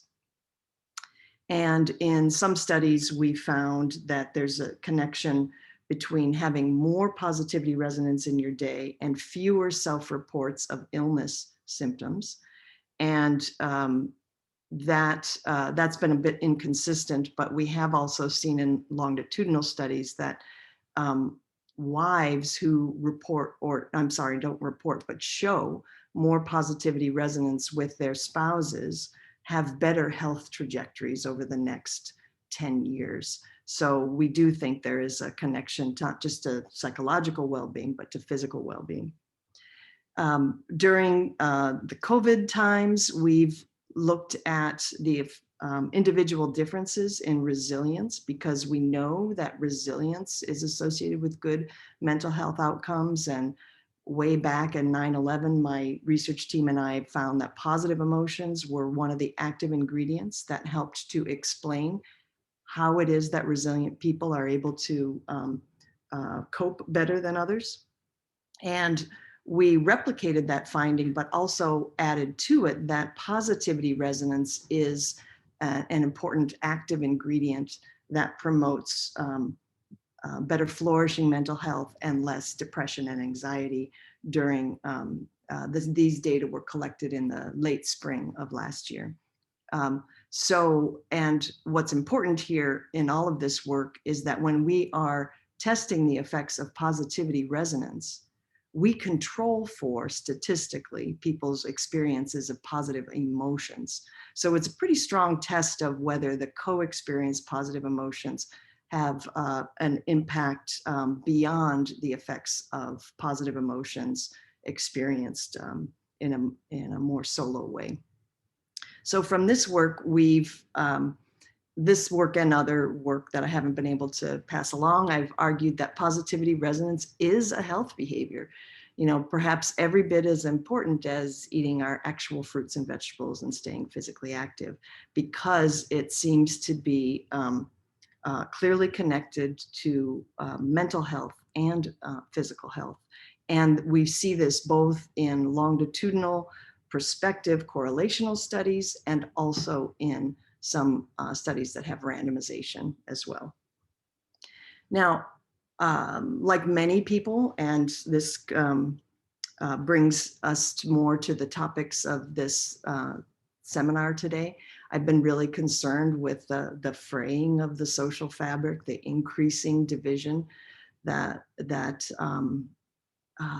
just seems to escalate year after year. And I began to wonder how people's experiences of positivity resonance might provide one pathway, one kind of stealth pathway towards improving community health and increasing pro-social virtues, things like compassion, empathy, altruism, and that spirituality as indexed by the universal connectedness that Molly Crockett's work focused on.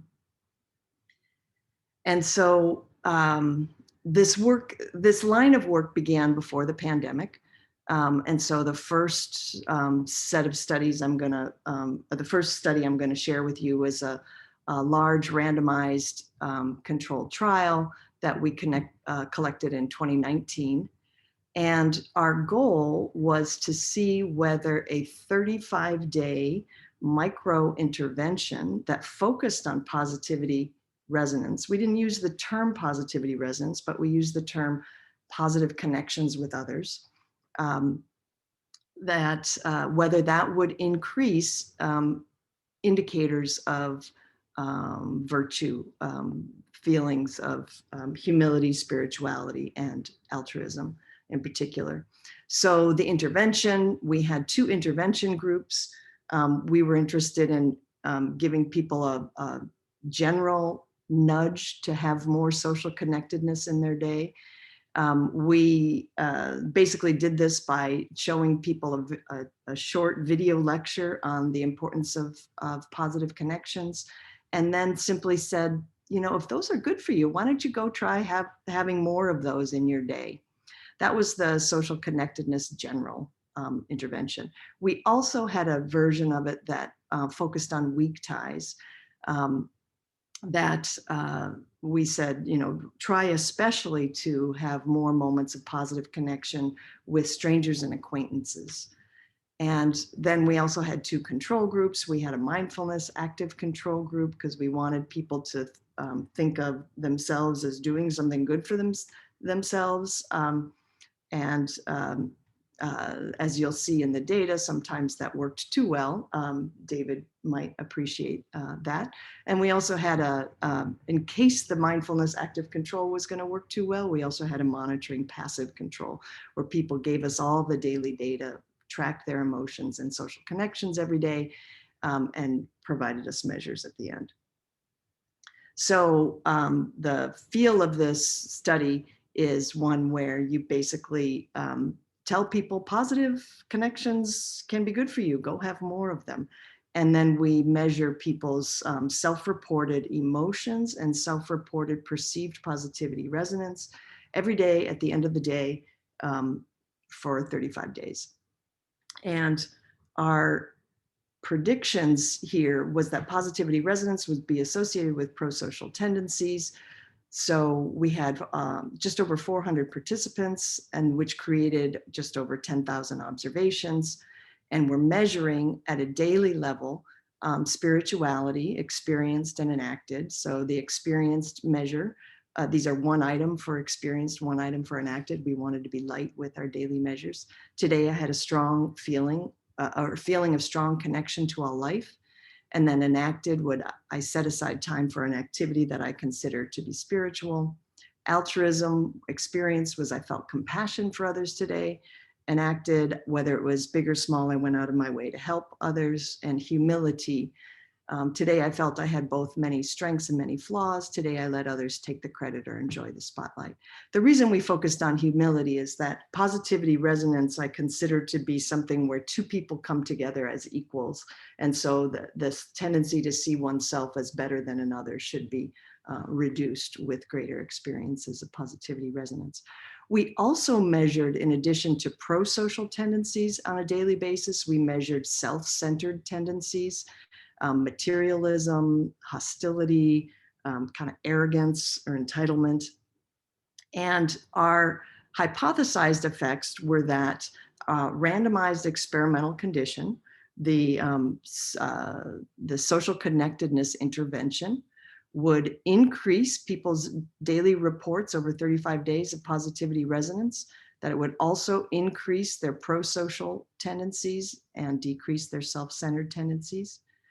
And also that sort of setting aside the randomized intervention, we thought there would be a between subjects connection between positivity resonance and a within subjects association. This means that, you know, some people throughout the entire study had more positivity resonance, and those would be the people with higher pro-social tendencies. I actually think this within person variability is more interesting, that on days where we have more positivity resonance, those are days in which people show more pro-social tendencies and fewer self-centered tendencies. So those are our predictions, and that also that randomized condition would affect the strength of those between subjects and within subject connections. I'm just going to give you a quick summary of our observed effects by just referring to this chart and telling you which hypotheses were supported. So basically, what we have here is consistent support for most of the hypotheses that we had. These are pre-registered hypotheses. The one exception was that we didn't see an effect of randomized condition on the strength of the between persons link between positivity resonance and pro-social and self-centered tendencies. We did, however, see an effect of both of the social connectedness interventions on positivity resonance. We see an effect only of the weak ties interventions on pro-social tendencies. That's hypothesis 2, was supported only for those in the weak ties condition, which I think is especially interesting, suggests that the positive connections we have with strangers and acquaintances seem to be uniquely connected to our pro-sociality. And then also the randomized conditions, both of them, both social connectedness interventions affected the within subject day-to-day variations between positivity resonance and self-centered tendencies, but we see that effect only for the pro-social tendencies. We didn't see a diminishment with the self-centered tendencies. So these are not necessarily mere opposites. Taking the logic of this randomized experiment into, I should also say in this study, we had behavioral measures of pro-social tendencies, and for whatever reason, our laboratory measures did not connect to the randomized condition. I would have loved to be able to show those behavioral effects as well, but our effects here are limited to people's daily self-reports. Again, they're not saying, I feel like a better person. These are showing up in their day-to-day reports of connections. In terms of data we collected since the pandemic began, we found that in large convenience samples from MTurk, people's reports of perceived positivity resonance are related to their pro-social tendencies. And here we're measuring this as empathy, altruism, spirituality, love of humanity, and so a latent variable index across those. Now, so that replicates what we'd seen in the prior study collected in before times. But we also find that these pro-social tendencies are very important predictors of behavior, and particularly COVID-related hygienic behavior. And in a more recent nationally representative sample, we see it predicting favorable attitudes towards COVID vaccination. So positivity resonance, people's day-to-day experience of positivity resonance are related to these public health relevant attitudes and behaviors through the pro-social tendencies that they generate. So from this work, I've argued that positivity resonance isn't just good for the self or for your personal relationships, but positivity resonance is equally beneficial for the common good, for public health, for what Molly would call the impartial benevolence. So I want to emphasize here that positivity resonance is, again, these are fleeting moments of positive connection. They are, in terms of interventions, this is not like requiring whole days in a retreat center or 8 weeks of MBSR.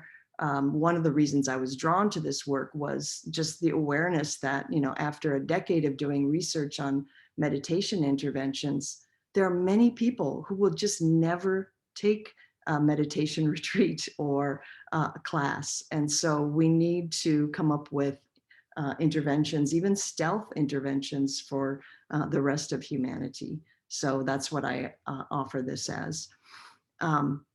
And positivity resonance is forever renewable. One of my big fears is that after a year of being socially distanced, people will kind of lose their habits of forging positive connections with strangers in particular. And so I think it's going to require lots of explicit conversation culturally about why it is important for us to be engaging with strangers in public. I think that's where we get our sense of safety in community from. And that sense of safety, I think, contributes to our overall health and well-being. So taking a cue from people who study behavior change, I think that having implementation intentions for when we will create positivity resonance with strangers is a good first step. Asking yourself where, when, and how will you lean into connecting with strangers, even when most of the cues for positive affect may be masked. So it's going to take more explicit ways of sharing and expressing our positive emotions. We may need to use bigger gestures, hand on the heart, more eye contact, more expressed warmth verbally. We can't just rely on a smile so much anymore. So Just in closing, I want to mention that, a lot of times when we think about how we're going to create a better society, we think of, we look far ahead for some, utopian vision or some broader intervention that's going to be a big, dramatic difference and change. And what I'd like to draw your attention to is that these everyday moments, these everyday small moments of positive emotion and especially co-experience positive emotions can light the path towards us becoming better versions of ourselves, better community members, and contributing to the common good. So with that, I would like to thank you for your kind attention and be happy to take any questions. Thank you, I Dr. wonder if I can. Please I wonder do if I so. could start off. Yeah. So let me see if I can get the video going here so I can see Barbara. Great. Thank you very much. Good. Barbara, the positive emotions that you list, the one that best characterizes synchrony and sharing really is the love, is love. And your word for it makes perfect sense. There's a positive resonance between two people, or maybe more than two people. It seems to me so powerful that I go back to your, final comments. How do we capture the essence of that, of practices that are really powerfully positive between people? How do we do it in a way that takes advantage of just people's natural ability to form those social bonds? And how do we study the brain basis of that so that we really appreciate better than we have in the past what's really happening? What are the brain bases of this positivity resonance that we could learn from and basically try to augment? Right. Well, I think that I'm really interested in the brain bases aspects myself. I'm not trained in neuroscience, but have a small grant to begin looking at dynamic functional connectivity in the brain, working with Jessica Cohen and Kristen Lindquist, two of my colleagues here at Carolina. So I'm really excited about getting a chance to work with that. And we're in that context, we're using a loving kindness style induction to try to get people to imagine moments of positivity resonance while in the scanner, because some of these connectivity metrics require longer stretches of time than just fleeting experiences. So I'm definitely very interested in beginning to look at do collaborations that allow me to look at the brain bases of this. And I think, these ideas of there being, with compassion, with positive emotions, more areas of the brain connected and interfacing with one another, these different systems of the brain. When I first learned of this work, I thought, could that be a measure of broadened awareness, that I've been trying to track all these years? So my cognitive science colleagues suggest that maybe it could be. So that's what drew my interest in. Now, I do think that there are key practices that can support more positivity resonance in daily life. And through our studies of meditation, we found that people who meditate more in a given day tend to have more moments of positive connection with others. And also people who informally practice meditation are the instructors who collaborated with me on designing our meditation studies were really insistent that we need to measure informal practice. And I was really glad that they did, because that seems to carry a big impact above and beyond the effect of formal sitting meditation practice, that people who practice informally tend to have more positive emotions in their day, more moments of positive connection with others.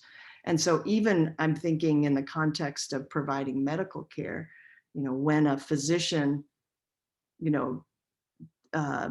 informally just takes a moment to center themselves, accept where they are, think of the good they could offer the person they're about to meet, that just, half minute or less of kind of reaching to one's intentions of providing compassion and service can make a big difference in terms of the connection that ensues next.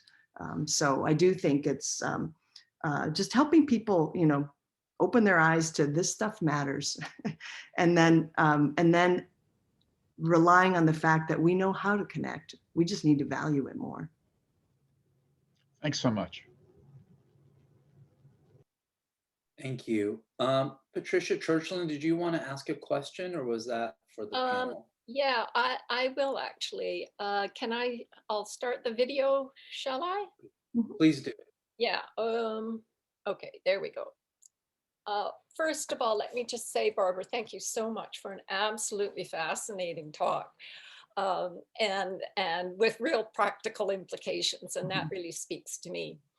I want to kind of follow up a little bit on Bill's point, and I came to the point about what the brain mechanisms might be. I came to that when I was thinking about positivity resonance between humans and dogs, or humans and horses, humans and cats. And your list of the things that go on during those experiences kind of don't really apply terribly well to dogs. But it's certainly true that if I am sad about something and the golden retriever, they recognize it instantly, they climb onto the couch, they lick my face, I feel better. Now, this is sort of anticipating Larry Young's talk in one tiny respect, and that is that perhaps what's involved here is what we know is involved in the mating of prairie voles. That is, perhaps what we've got here is release of oxytocin from structures in the hypothalamus, that we know those structures have pathways to the reward structures like the nucleus accumbens. And so part of what's going on here is that there's the release of endogenous opiates. It's very rewarding. That makes me feel good. Maybe that opens my mind to other things, or maybe it focuses more closely on my dog. But if I were a betting person, I'd bet on the oxytocin story as a really important part here. But what's kind of cool about your story is that it might be that there are certain ways that we can use to behaviorally induce greater levels of oxytocin in ourselves, which, again, this is a Larry Young point, but that we know when oxytocin levels go up, cortisol levels go down to a first approximation. And that might be the link to mental health and to physical health. Your port levels are down, your oxytocin levels are up, you feel good because the release of the endogenous opiates. Anyway, thank you for a great talk. Oh, well, thank you for some great observations and comments and extension of it, because those are things that I love to think about too. And I just want to point out for other people who might be interested in that oxytocin mechanism and looking at synchrony in oxytocin. Ruth Feldman's work is a great example of this. She's looked at synchrony between infants and caregivers, both mothers and fathers, and sees oxytocin synchrony when there's kind of positive affect synchrony as well. And my collaborators and Bob Levinson's Berkeley Psychophysiology Lab have looked at biological synchrony during moments of different kinds of moments of shared emotion, shared negative emotion, shared positive emotion, shared neutral states. And we're looking, we didn't have oxytocin measures. These are archival data from the 90s. So it's heart rate, sweat gland activity, and so on. And we see that there's more sharing of, or more synchrony in physiology, cardiovascular physiology, sweat gland activity for shared positive emotions than for shared negative emotions. Now, a lot of my affective science colleagues are really surprised by that because they think bad is stronger than good. And if there's shared negative emotion, you'd have synchrony. But we're not seeing that. It could be as simple as the fact that people don't tend to look at each other when they're sharing a negative emotion. They're more likely to look at each other when they're sharing a positive emotion. And it can be through that pathway that there's more mimicry, biological synchrony that goes with that. But lots of cool stuff to figure out still. Thank you so much. What a wonderful response.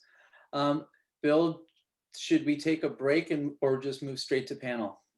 I think let's take a 5-minute break now, and we'll come back to our panel. And again, thank you so much, Barbara, for your terrific presentation. So let's go silent for 5 minutes. Okay, I think we can, let's begin our panel discussion at this time. I'll introduce the panelists at this time. So first, Patricia Churchland, who is an analytic philosopher and really extremely well known and honored for her contributions in neurophilosophy and the philosophy of mind. She's UC President's Professor of Philosophy Emeritus at UCSD, and she's been here since 1984.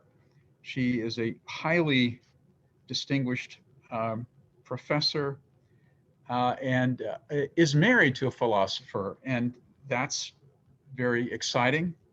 Married to Paul Churchland, and I quote Larissa McFarquhar, who wrote for the New Yorker, saying of this couple, their work is so similar that they are sometimes discussed in journals and books as one person. And so, Pat, thank you for being here. And let me continue then. Our other participants, DJ Bamba Muku, who is currently a postdoc, completing postdoc fellow in Catherine DeLocke's lab at Harvard University. He explores the neural circuit basis of social behavior. Will be coming to UCSD very soon. So welcome to Bamba. Diane Forbes Berthoud, who is Assistant Vice Chancellor for Equity, Diversity, and Inclusion at UC San Diego. She represents the Vice Chancellor on high-level task forces, advisory groups, and system-wide work groups. She has 23 years of experience in higher education, has held faculty positions at a number of institutions, and her focus has been very much in the area of strengthening equity, diversity, and inclusion. So thanks to Diane for being with us. And then last but not least, T.P. Young. He is co-director of the Center for Advanced Neurological Engineering and an associate director of the Swartz Center for Computational Neuroscience at UCSD. He is interested in real-world imaging and in real-world approaches to recording and modeling brain activity, and then applying computational approaches to understand where signals come from and how they're integrated. So with this fantastic panel in front of us, we'd like to now have our panelists engage our speakers. We'll go for a convenient time, and then toward the end of this time, Dr. Zidan will bring forward some additional questions that may come from the audience. So with that, Pat, I'll turn to you first and ask you to maybe enlarge upon your discussion with Barbara or others as you choose. Yeah, well, it's all very fascinating to me, but I do have a kind of brain bias. So I'm kind of interested in the structures and the neurochemistry behind some of these behaviors. But I did have a question for David, I think, and this may also relate to Molly's work, and that is that the presumption that as we engage in these practices of mindfulness, we become more accepting of others. And up to a point, that's obviously a good thing. but you know, we don't want to be, as it were, so accepting that we accept things that are really morally very obnoxious. I mean, if I'm sitting on an airplane and the man next to me keeps sort of bashing away at his daughter and being really miserable and mean to her and hitting her, I kind of think I shouldn't just sort of smile and nod and say, well, you know, the world's an interesting place. I think I actually ought to, you know, get myself together and see if I can't do something. So I mean, it's like the worry I had with regard to utilitarianism, that nobody should count for more than anybody else. I mean, the way that my brain is put together, I can't help but count my own children more than unknown children on the other side of the planet. So maybe acceptance is a good thing, you know, maybe widespread altruism is a good thing, but maybe we also have to be very cognizant of the limitations here. Yeah. Can I respond to that? Because I think you raised some really central issues that I feel like, man, I should have talked about these things a little bit more. I mean, you know, so when we think about the learning these acceptance and equanimity skills in mindfulness interventions, it's about learning this capacity to be more open to your experience, but not necessarily being more open and accepting or passively resigned to your situations. So, you know, it's more about how you're relating to experience that you're having, thoughts, feelings, emotions, reactions, and not necessarily about being accepting of situations that you find yourself in. And there's lots of great examples, like, you know, Thich Nhat Hanh was this beautiful person who, you know, really embodied this. And, you know, he developed a whole branch of engaged Buddhism for really going out, sort of using these mindfulness skills for action in the world, and to really address some of the, you know, the social issues that he confronted in his life. So I don't know, I sort of distinguish acceptance in terms of experience versus situations. And moreover, I think that there's been some real challenge in terms of, I think, behavioral scientists studying acceptance, because we start to mix what acceptance means. And, you know, there's a whole health psychology tradition of studying acceptance as sort of a coping strategy, but it's almost like it kind of mixes with this passive resignation of sort of like, I'm accepting and sort of giving up with, you know, this stressor that I'm facing in the world. And so, you know, we've really wrestled with how we can operationalize and measure it in folks. And we haven't developed good ways to do that with self-report measures right now. We continue to work on this. And so that's why we've been really pushing more to this dismantling approach, where we can sort of take out this acceptance skills training and look at the effects with that approach. But if I'll be quiet in just a moment, but even there, I think it's probably a good thing for me to recognize certain emotions and feelings that I have. But I think it's also a good thing for me to recognize that some of them I should not accept, that some of them are just mean-spirited, and I should, you know, repress them and get on with being a better person. So I don't think even in one's own case, you know, you perhaps rashly say something really miserable to somebody, and you shouldn't say, well, you know, that's just me, I have to accept how I am. I think, you know, I have a tendency to feel that we should say, that was just mean-spirited, don't do that again. I bet you all do that in real life, I mean. Yeah, no, I totally agree. And I think that there's this capacity for,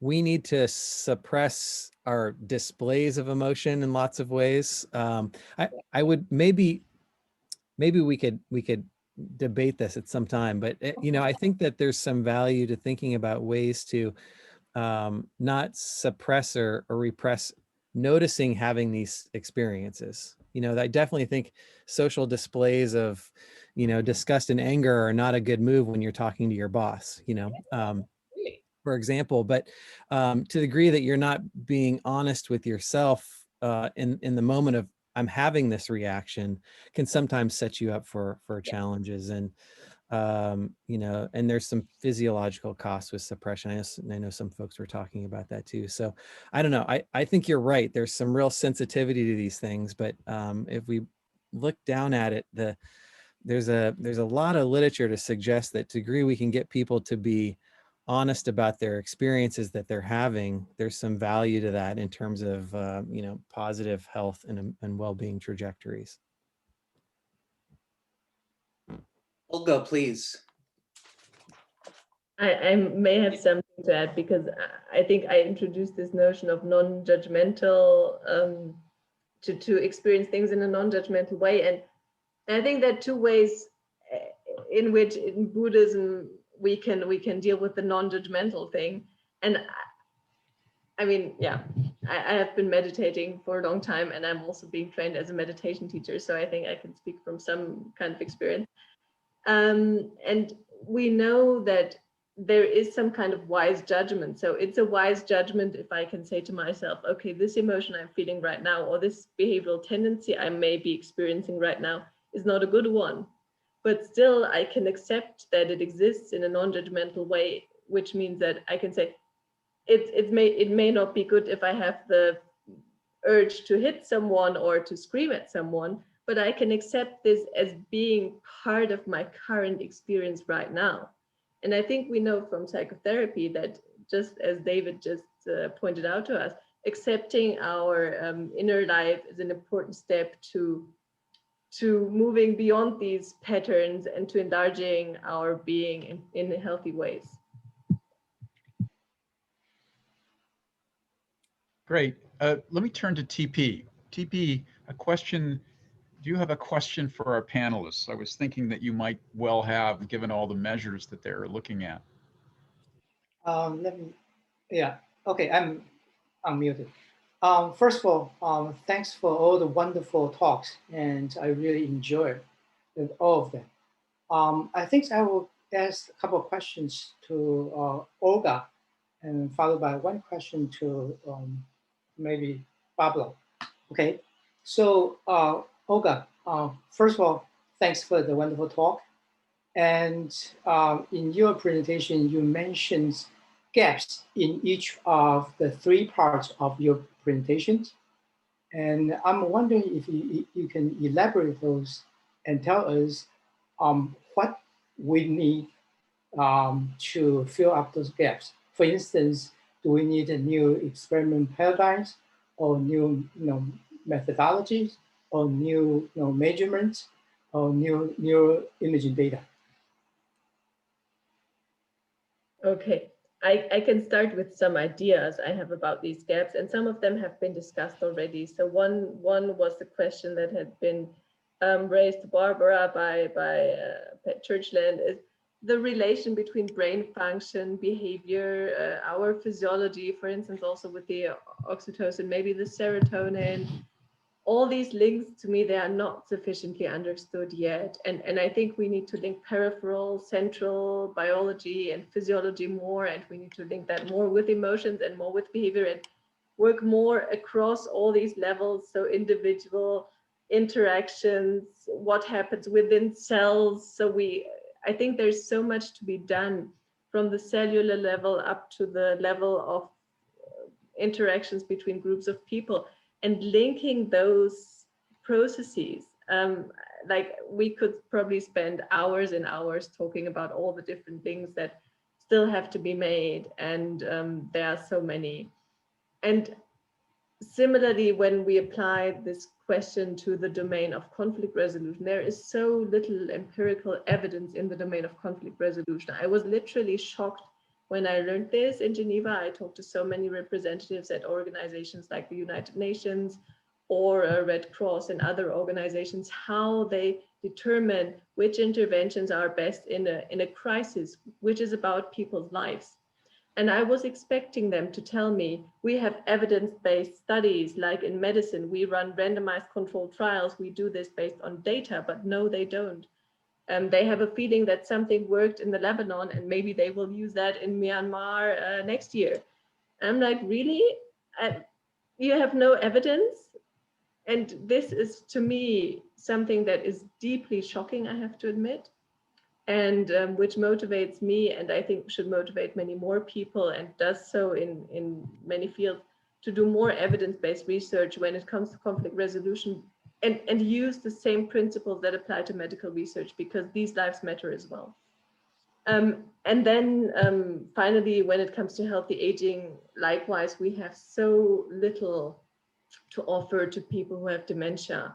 We have no medication to offer to them. What we can do is to work more on the prevention side, and to look what kind of soft skills maybe we could teach them. And I think Barbara's talk was really inspiring to me, because she showed so many ways of how we could implement these interventions in even easier ways in daily life, to build social capacities, to build emotional capacities. I think this is so important. And then to see how this translates to all these different levels, from the cell and from T cells, the reduction of inflammatory markers to stress responses, and really look at how these things interact then with each other. There's so much to be done. I don't know where to start, and I'm so glad you will be doing a lot of that work as well. Olga, let me just add on to that, it's been my experience so far that when things sort of work, and when meditation sort of happens and you feel better, that a whole industry grows up around the idea that, well, let's just meditate because it's just good for us. And I'm not dismissing that it's good for us. But what we need is hard science for soft skills. And bringing hard science to this is going to make it not only obvious how it is that these soft skills enhance our lives, but it's going to give this work a much more credibility in the eyes of those people who really are dubious about what we're talking about today.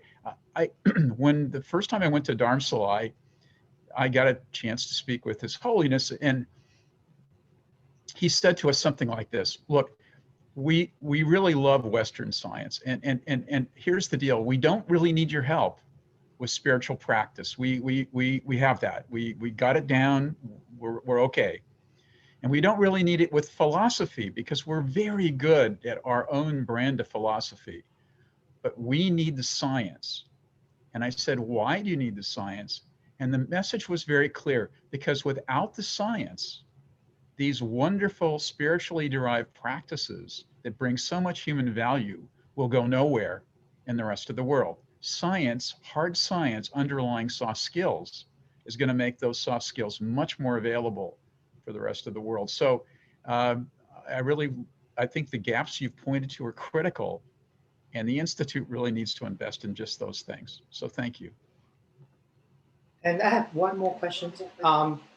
In your aging study, which I like a lot, and you're talking about emotional and empathy inertia, and you actually add functional MRI study, particularly on resting functional MRI.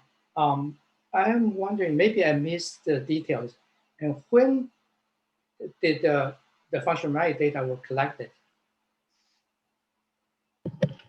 We collected those data before the 18-month training and after the 18-month training. Okay, yeah, that's what I missed. But the one I presented today was only the pre-training data, because we're still waiting for the access to the post-training. Okay, okay, thanks.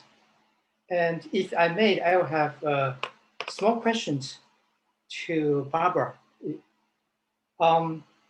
You present a very nice slide showing the positivity resistance led to pro-social tendencies. And then you also mentioned that it has positive effect on the COVID-related hygienic behavior and favorable to COVID vaccinations.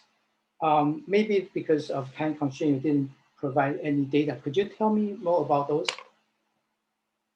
Yeah, what we have measured is the pro-social tendencies as a latent construct indicated by a whole collection of 4 or 5 different self-report measures, and then gotten people's behavioral reports of how, to the degree to which they wash their hands every time they come in from outside, wear a mask.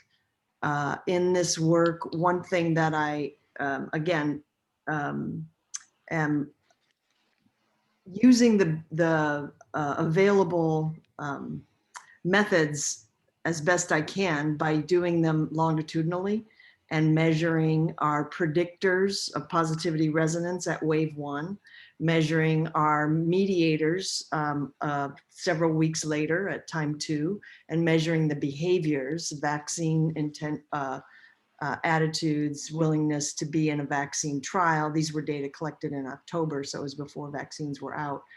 And the mask wearing at a 3rd time point. So we have statistical mediation across time points, which allows us to at least know that we're not just getting a simple cross-sectional effect. So, and those are with samples of several hundred, I'm blinking, something like 500 to 1,000 in some of the samples. Again, the first study with the health behaviors was a convenient sample. The vaccine was a nationally representative panel study. Does that help a little bit? Great, thank you. Thank you. You answered my questions really precisely. Thanks. Thanks. Diane, wonder if we could turn to you for a question.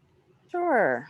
Good morning, all. A pleasure to be here. I come to this work both as an administrator and former faculty. I still conduct research mostly in social psychology. So very much interested in attitudes and beliefs and broader organizational and social and societal change. And I was assigned Molly, but I think this question could be directed to David or others. So thank you again. Let me find the quote that you brought up from Huxley. Okay, so just to remind others what I heard, I was really inspired by this, as well as having to read about impartial beneficence. So I learned a lot today. So when all things are perceived as infinite and holy, what motive can we have for covetousness or self-assertion? And so I was really taken by that quote and notion. And you had also mentioned universal connectedness. And what I was thinking about as you talked about your study and the research is that this idea of universal connectedness presumes a belief in and appreciation for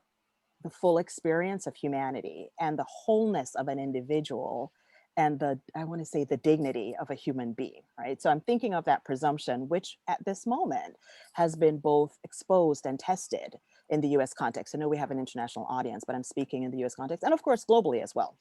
So then that brings me to wanting to explore with you and others the connection, the relationship between empathy, impartial beneficence, moral expansion, and social identity and experiences. You know, so what type of and what level of analyses have been conducted in and around ethnic, gender, racial, cultural identities? For example, because being non-US born myself and being here for 30 plus years, my cultural experience coming from a collectivist culture and my experiences also with religion and spirituality and as a Black person and woman impact all the things that you mentioned. And my sense of the other is very much connected in my sense of myself and how that's all, I want to say, deliberated and developed. So I'm curious whether in your own study or predictions and extensions that you can make around how we think about these things from the perspectives of different cultural, racial groups and so forth. And I'm also interested in more, not just in yours, but in others, the demographic makeup of your participants, because this will impact your findings and how generalizable they can be when we think about social justice issues and dilemmas. Thank you. Thank you so much for that question. That just Oh my goodness, there's so many thoughts, and it's such an important question for the science and also for this moment that we're in right now in the US. And where to begin? So I think actually your question really highlights a puzzle that I've been thinking about a lot lately, and it's one of the profound limits of empathy, and it actually relates to notions of transformative experience that Laurie Paul has written about, and we're actually collaborating on some studies to explore these ideas. And the problem is this: there are many examples of subjective experiences, maybe brought about by psychedelics or meditation or attending a mass gathering or a religious experience, that engender a very strong and profound sense of connectedness and empathy for other human beings. That does seem to be universal, and it extend beyond various identity boundaries. And yet, there is a very strong sense in which the lived experiences of other people are fundamentally inaccessible to us. So as a white person, I can never know what it's like to be a Black person subjectively. As a woman, I can never know what it's like to be a man subjectively. And there are these aspects of our identities that profoundly affect our lived experiences in ways that are just, we're never going to be able to simulate. We're never going to be able to scale that, what you might call, and what Laurie has called an epistemic wall, right? There is an inaccessibility to other people's experiences that ultimately limits the empathy that we can feel. And there just isn't a lot of empirical work on how people in practice approach this boundary. So we've actually been doing some experiments looking at how people make decisions that affect other people in ways that are inaccessible to them, and also how we judge others for behaving in ways that might reflect an insensitivity to other people's lived experiences. And so this is a really active area of research, and I think a really important one. So I'm really very glad you asked the question. I don't have any data to speak to it, but I want to recognize that it's I think one of the frontiers of research and empathy. Thank you. Olga, did you want to provide a response too? Thank you. You're muted. You're muted. Sorry, the host had muted me. I have two things to. There you go. Now you're on. Maybe one is the intergroup empathy bias. So we know from a lot of research that in general, we tend to feel less empathy towards out groups than towards in groups. And I think one of the aims in a lot of research around conflict is to reduce this intergroup empathy bias that we see not only in ratings, but also in neural responses. So there's less simulation in terms of empathy going on for people of the out group. And you also spoke about the population. There's an interesting thing I learned from my own studies, and that is also reflected in my colleagues' research, in that it really does matter with which populations you work with. And there are probably many things that matter, but one thing that I recognize for myself is political orientation. And I ran a study that I didn't report on here today, but I ran a study with people of different political orientation. And I did an empathy induction with them, or a perspective taking induction, and it totally backfired in people who are against immigrants. So in that situation, it even aggravated the perception of a conflictual relation when they had to discuss topics around immigration. And to me, the big takeaway was it's so important to know who you're working with, because the motivation matters. And it relates to something that Barbara said, that someone who will not want to meditate will never meditate. Someone who will not want to engage in empathy or perspective taking will never do it. And it may even backfire to try to make these people meditate, or try to make these people engage in empathy or perspective taking. Thank you. But let me go back. Olga, let me ask though. So then there's a terrible dilemma, because I don't understand how we can seek a rational understanding between people unless they're able to have this dialogue. And I don't argue, maybe you don't have to take a very touchy subject on it first, but at some level, the member of the out group has to become a member of my in group for me to fully accept the validity of what they say. How do we deal with that question? And how do we deal with the question, something that my colleague Iran Halperin in Israel is working on? You have to do it through indirect intervention. So don't tell people right into their face you're going to meditate or you're going to engage in empathy or perspective taking, but more through indirect messages, maybe through articles in journals that promote hope, positive emotions again, but suffuse them in a very gentle and subtle way, and don't relate it back to the topic that's the topic of conflict. Barbara? I just want to add in real quick with our studies of linking positivity resonance to pro-social orientation to COVID-related behaviors, especially because mask wearing had become so politicized in the United States. We did control for degrees of liberal versus conservative, and all of the effects hold even when you're controlling for that. So this wasn't an effect that we saw only in liberals, we saw the connection between positivity resonance and pro-sociality across the board, and with the concern for others in terms of health behaviors. So that was again, it's a very stealth. There's no sense of education in this part of it. We're just measuring. These things go together for across those divides. I just wanted to add that in. I wanted to say really quickly, thank you for your responses so far. You know, even as you raise in-group, out-group, and intergroup, which we very much talk about in social psychology, I think we have to problematize those categories, because it is the very construct of in and out that will continue to promulgate, if you will, the immigration crises that we have in the US and all throughout the world, and the Black-white divides, and the LGBT and hetero divides, and so forth. And so this is where I call on the Eastern philosophies, and I appreciate the conversation around the hard science with the soft skills, which in our field we'll call power skills, that the Eastern philosophy around that we are one, right? And this sense of harmony and connectedness to the human experience is, I think, one of the ways that our spiritual and our religious, as well as our social scientific friends, can help us kind of bring it together. But I would, in continued research, like to problematize those categories and constructs. Great, thank you so much, Barbara. I was going to turn to Bamba for your questions, please. Yes, I also enjoyed everybody's talk today, and I'm as the only rodent neurobiologist on the panel, I feel like I'm from two different cultures.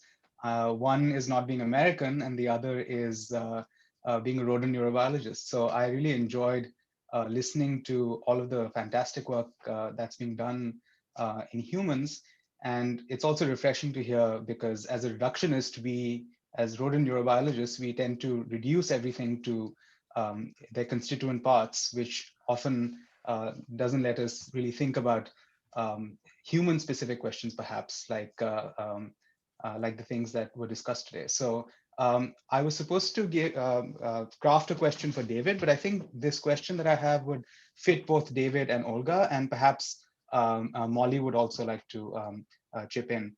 And that's really about the brain mechanisms of how mindfulness meditation might work. Now, all of you talked about different ways by which different sensory modalities that are used by different mindfulness techniques. And I'm curious about whether you think that there might be a lowest common denominator brain structure, perhaps, that might be responsible for many of the effects of mindfulness. And the reason I ask is whether you can envision an experiment where focal brain stimulation could be paired with contextual stimulation, perhaps, to really provide the same effects as a mindfulness session might provide. And another reason I ask this is because there are many people who would benefit from mindfulness, but do suffer from various disabilities that prevent current mindfulness techniques from really addressing. And so I wonder if a therapeutic technique that involves something that doesn't necessarily directly use mindfulness techniques could work. And as a follow-up, this is something that David's thought about and discussed in the past, is the idea of resilience. So there's now a lot of work on how there are several populations of people who are quite resilient in the face of the same stressful or stressors that other people in their vicinity face. And people like Dennis Charney, for example, that the fact that resilience might be a genetic feature. So I wonder if you think that using genetic association studies in combination with brain imaging studies might be a good way to triangulate, these least common denominator regions of the brain. And do you think something like that could eventually emerge from this conversation between, geneticists, behaviorists, and psychologists? Maybe I'll go first. That's a lot to unpack there. I think I've already forgotten your second question, just thinking about the first one. There's a lot there. This question around a lowest common denominator brain structure that you could then target with intervention is one that we probably, at least in my opinion, I know some people talk about the insula and interoception, and we've certainly talked about some of these structures like the amygdala in terms of, stress resilience processes. I don't know if that's the best way to go to think about it, because I really think it's about meditation recruiting networks. And, there's 500 different styles of or schools of thought around meditation. So it's really a constellation of many different types of practices. So kind of trying to say there's one particular region that may gate the whole process, probably, and at least in my opinion, I'd be curious what others think, isn't the right way to go. Now, that being said, there are certainly people that are using, transcurrent direct, or what is it, TDCS,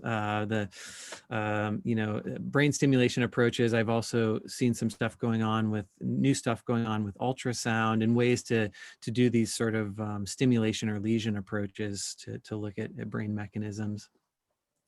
I think the jury's still out. We're going to wait and see as those studies come in, what they tell us. But, my work, I think some of the others this morning as well talked about really changes in network dynamics and even ways networks within the brain are talking to each other, and so I talked about this sort of internetwork connectivity, looking at default mode network, really connecting with this frontoparietal control network, these nodes in dorsolateral prefrontal cortex. So, I like to think about it more in terms of network terms and in terms of the types of meditation practices people are engaging in, recognizing there's a real diversity of practices there. So probably a totally unsatisfactory answer to your question, but that's kind of where I start.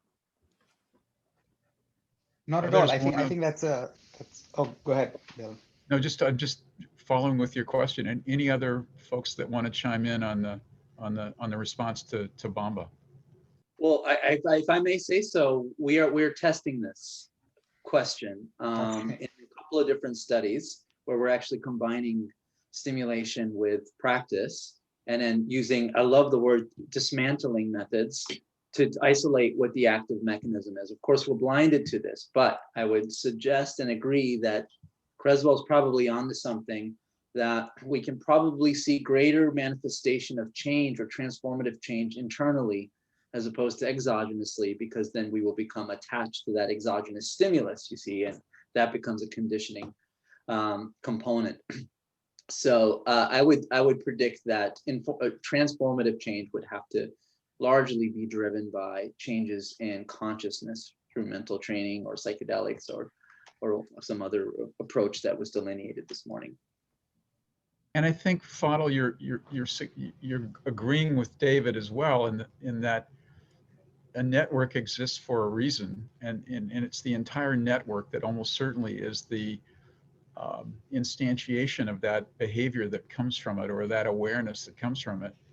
So I think until we know more about the elements in the network and how they relate to one another, probably we're just, we're not there yet. Having said that, the pain field is teaching us about this beautiful connected set of network elements connecting cortex and amygdala to periductal gray that are teaching us those networks really do exist. They really do have connectivity relationships that can be understood, at least in rodents. And so my guess is that we'll evolve a much more sophisticated understanding of how these practices work and how we can emulate them. And the hope is, of course, that we can learn how to really maximally enhance their efficacy and make them available generally to people who want to learn how to be, more empathic, more compassionate, more effective in terms of altruistic behaviors and other pro-social activities. So I think we've got a lot to learn, but we're not going to learn it until we actually invest in the hard science to make it work. I agree. Go ahead, DJ. Sure.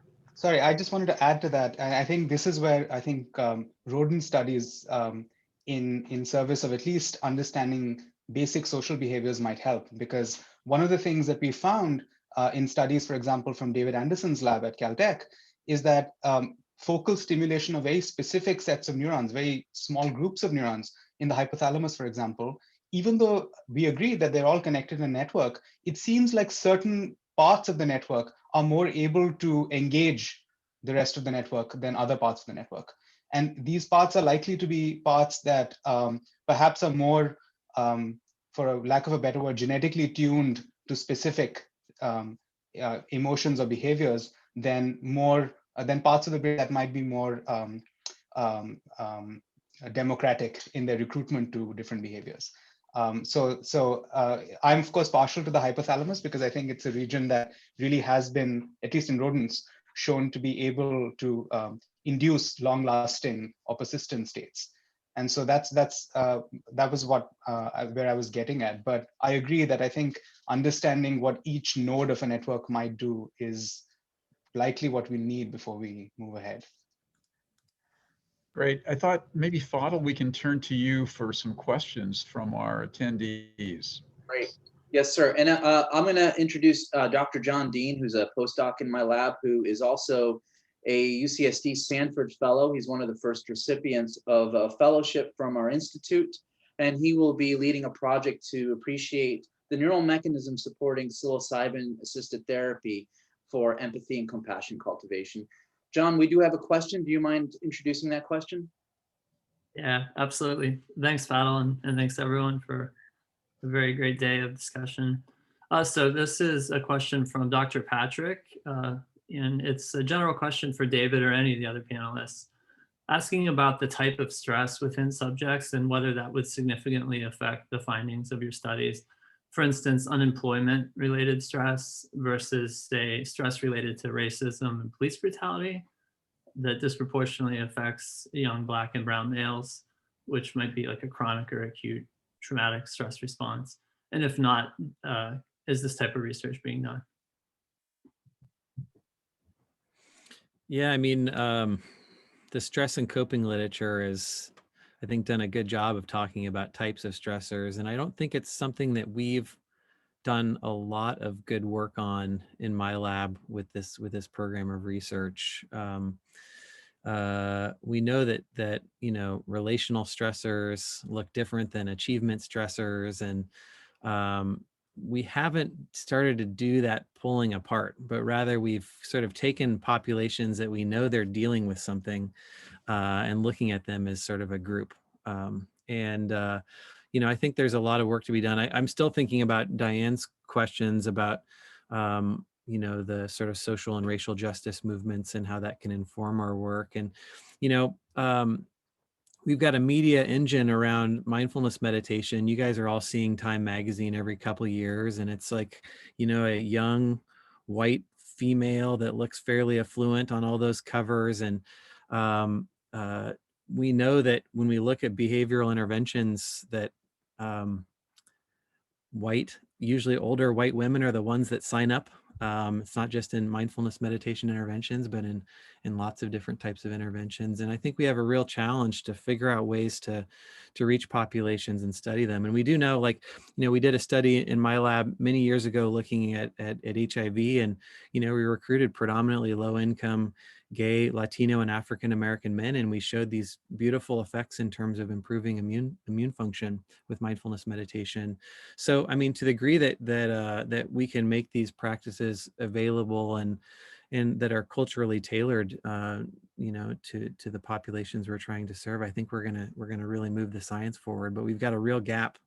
It's a real challenge, and so not just looking at types of stressors, but I think types of people, and figuring out ways to make our interventions scale is a huge opportunity. Frankly, it's a challenge and opportunity. And we've got a whole new digital health movement springing up with apps and sensors that can allow us to get into new groups. And now we just need to figure out a way to do it really well. So I don't know, John, I see these as opportunities, and hopefully that's where we're all moving.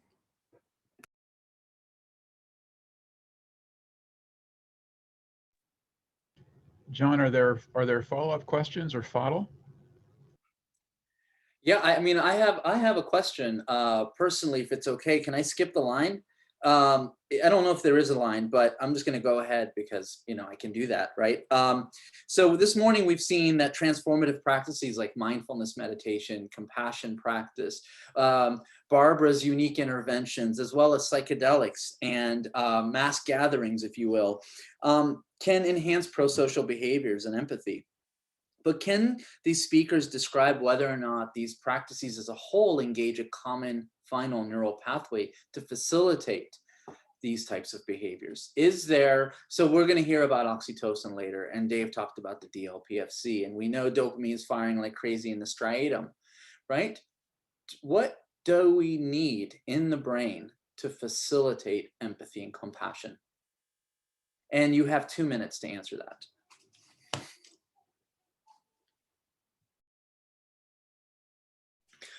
Everyone's I'll just quickly give my 2 cents because I have to leave the meeting in 2 minutes, unfortunately. So I think the short answer is we don't know, but I think it's becoming increasingly clear that a lot of the subjective effects and the behavioral effects of these different practices and interventions do converge. And so I would be very surprised if ultimately the data doesn't show at least some overlapping neural circuitries in all of these different pathways.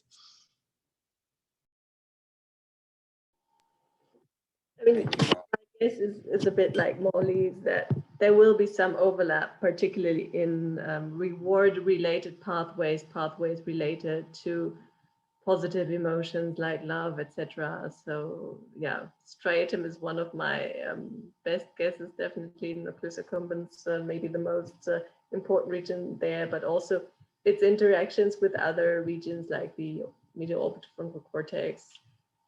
Probably also the insula because of the feelings that are associated, but and I also very much like the DLPFC because not only because of David's research, but also because of my research, we've seen that people who are able to activate the DLPFC more in socially stressful situations are then able to reduce their punishment. So I think watch out for the DLPFC and its connections. Well, it might. Let me just go ahead, Pat. Sorry, go ahead. I'm going to quickly say it might turn out that oxytocin really is the key to the story. However, oxytocin does a whole lot of things. And as we know from the spraying up the nose literature, it doesn't cross the blood-brain barrier. It might get through holes in the cribriform plate and sort of dawdle along the outside of the olfactory nerve, but getting it in is a tricky thing. And the other thing is, and of course it won't work to do it intravenously because it doesn't cross the blood-brain barrier. But the other thing is, of course, it's involved in many other aspects of the body.